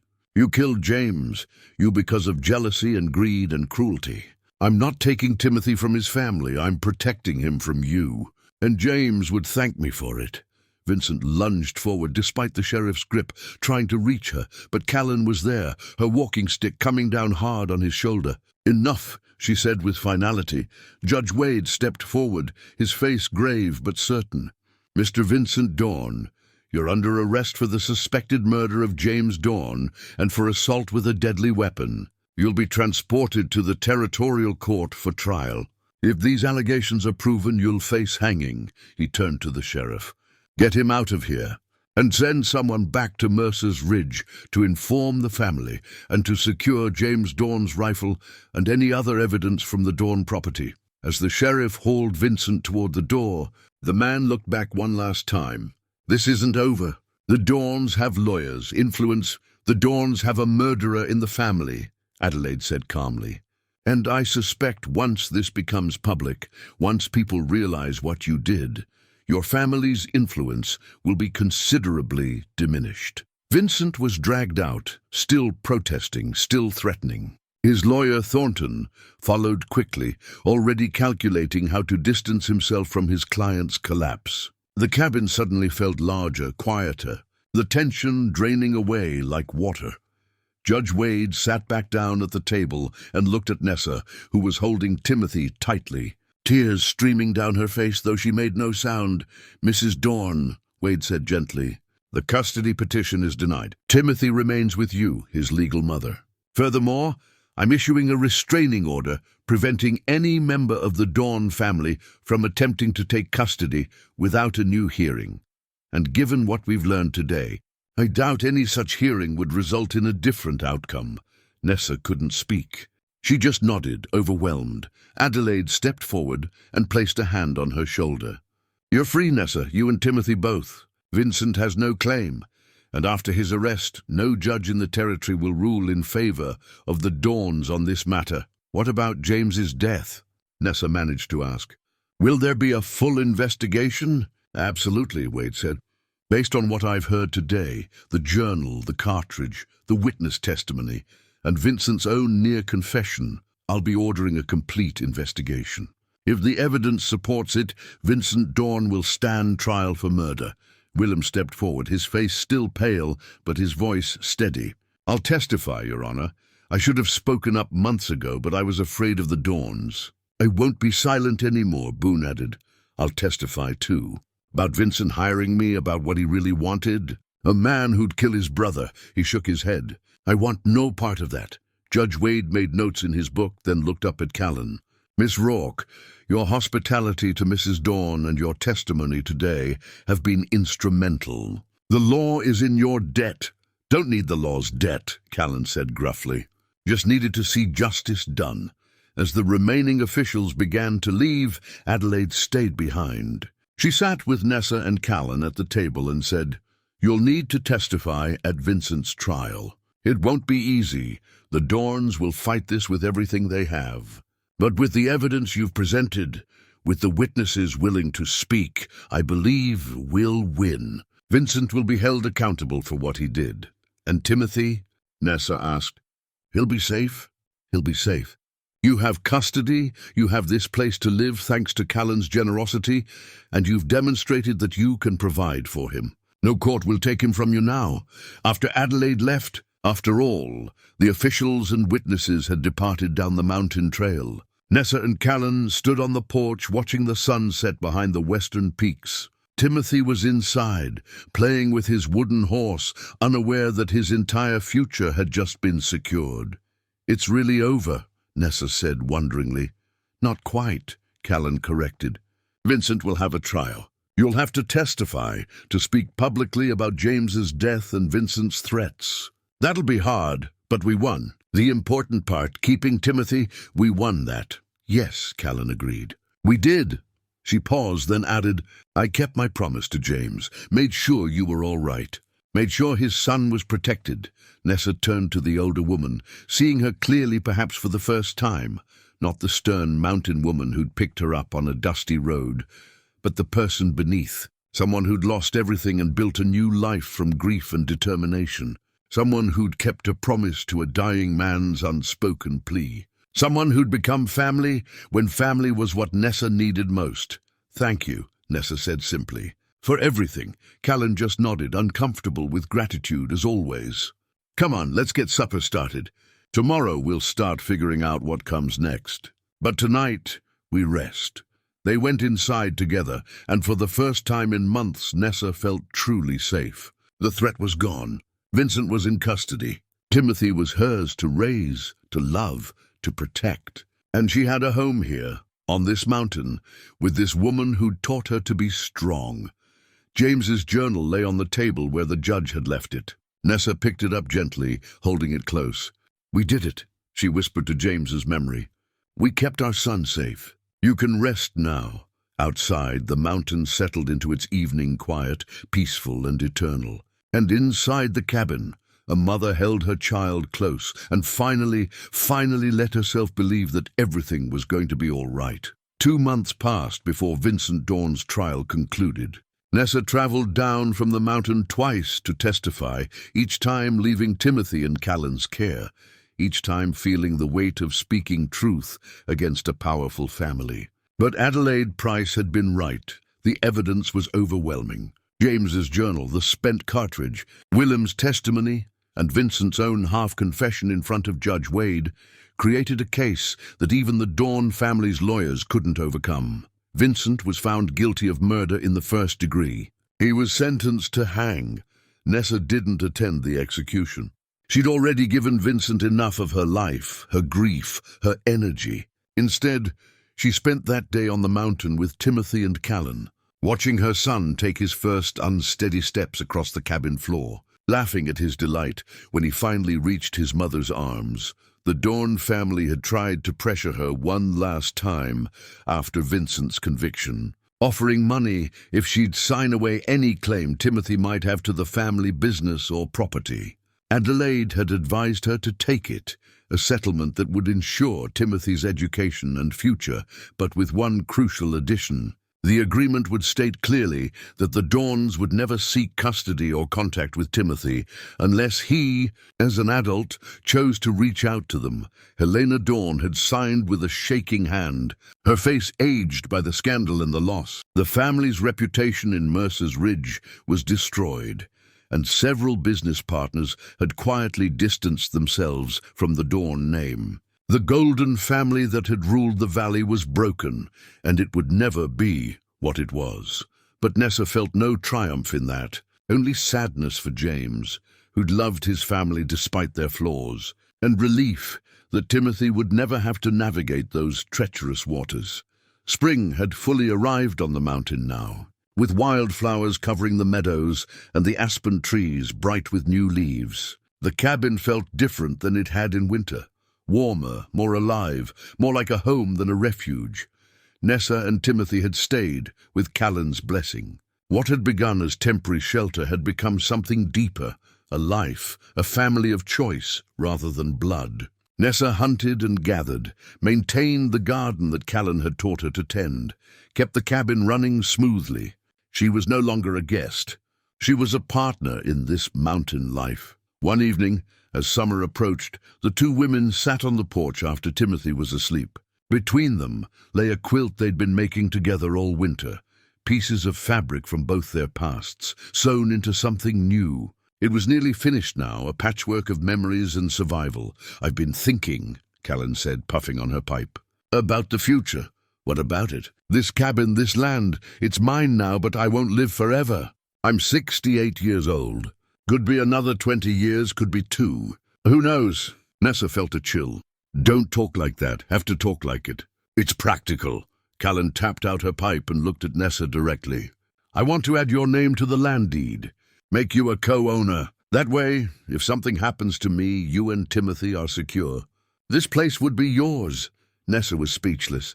"Callen, I can't accept." "You can and you will. James asked me to look after you, and this is how I do that. By making sure you have something that can't be taken away, property in your own name, a home that's legally yours." Callen's expression was firm but not unkind. "Besides, you've earned it. You've worked this land, maintained this cabin, proven you can survive here. You're not a charity case anymore. You're a mountain woman, same as me." Tears stung Nessa's eyes. "I don't know what to say. Say you'll stay. Say you'll keep this place going. Keep tending those graves out back. Keep the memory of what we've built here alive." "I'll stay," Nessa promised. "For as long as you'll have us." Then it settled. Callen stood and stretched, her joints cracking. "I'll ride down to the territorial office next week and file the paperwork. Adelaide will make sure it's done right." Over the following weeks, the deed was amended. Nessa Dorne became co-owner of the mountain property, her name registered alongside Callen Rourke's in official records that no one could contest. For the first time in her life, Nessa owned something. Real property, real security, real independence. Old Gabe brought news from the valley occasionally.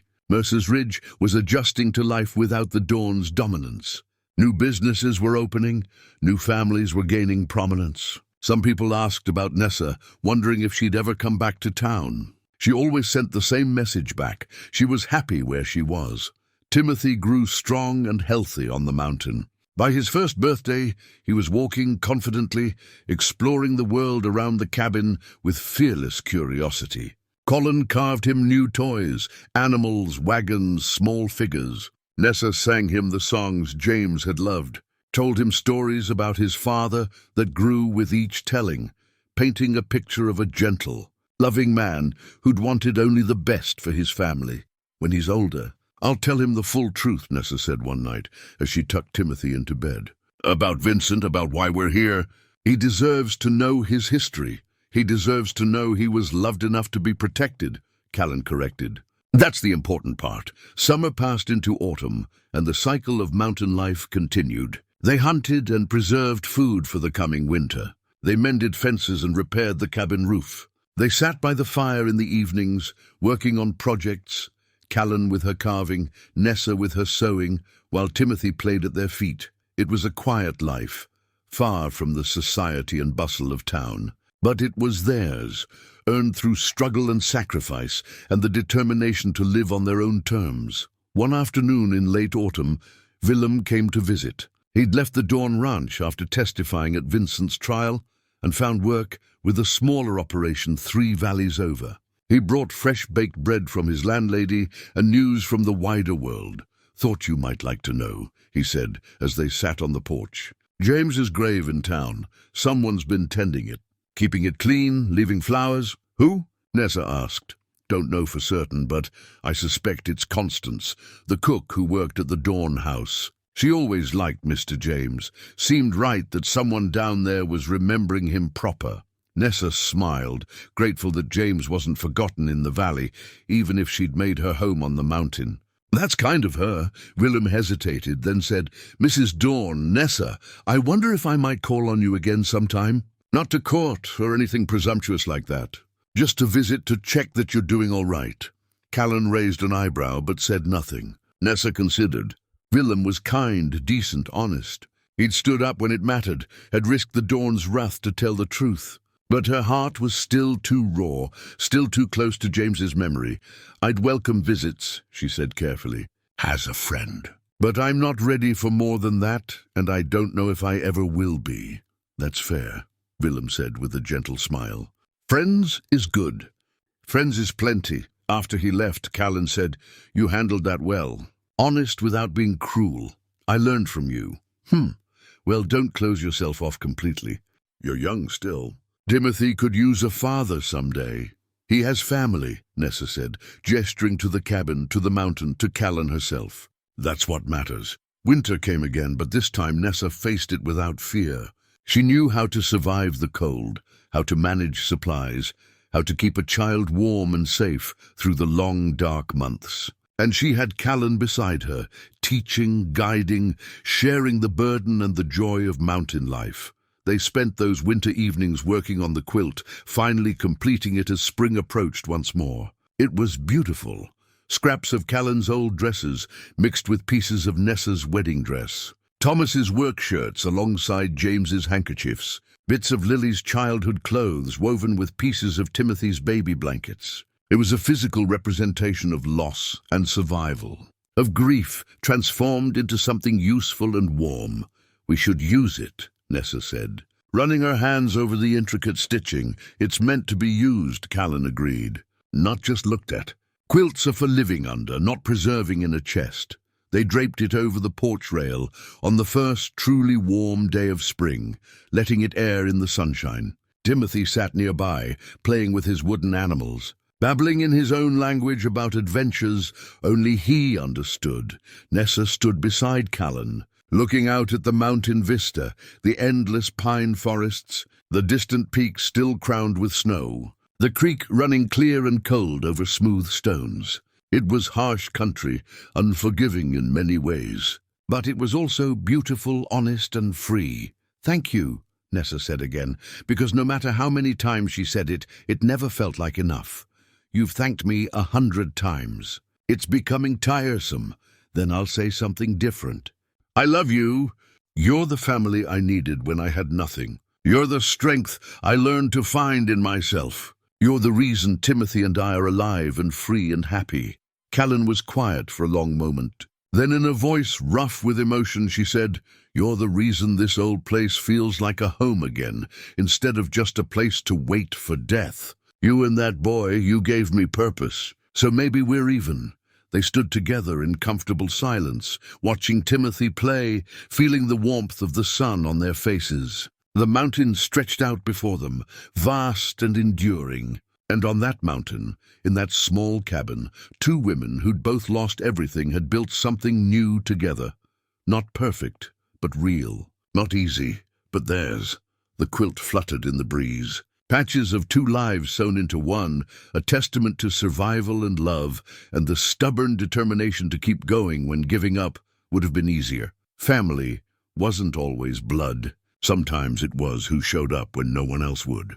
Sometimes it was who taught you to stand when you'd forgotten how. Sometimes it was who fought beside you when the odds were impossible.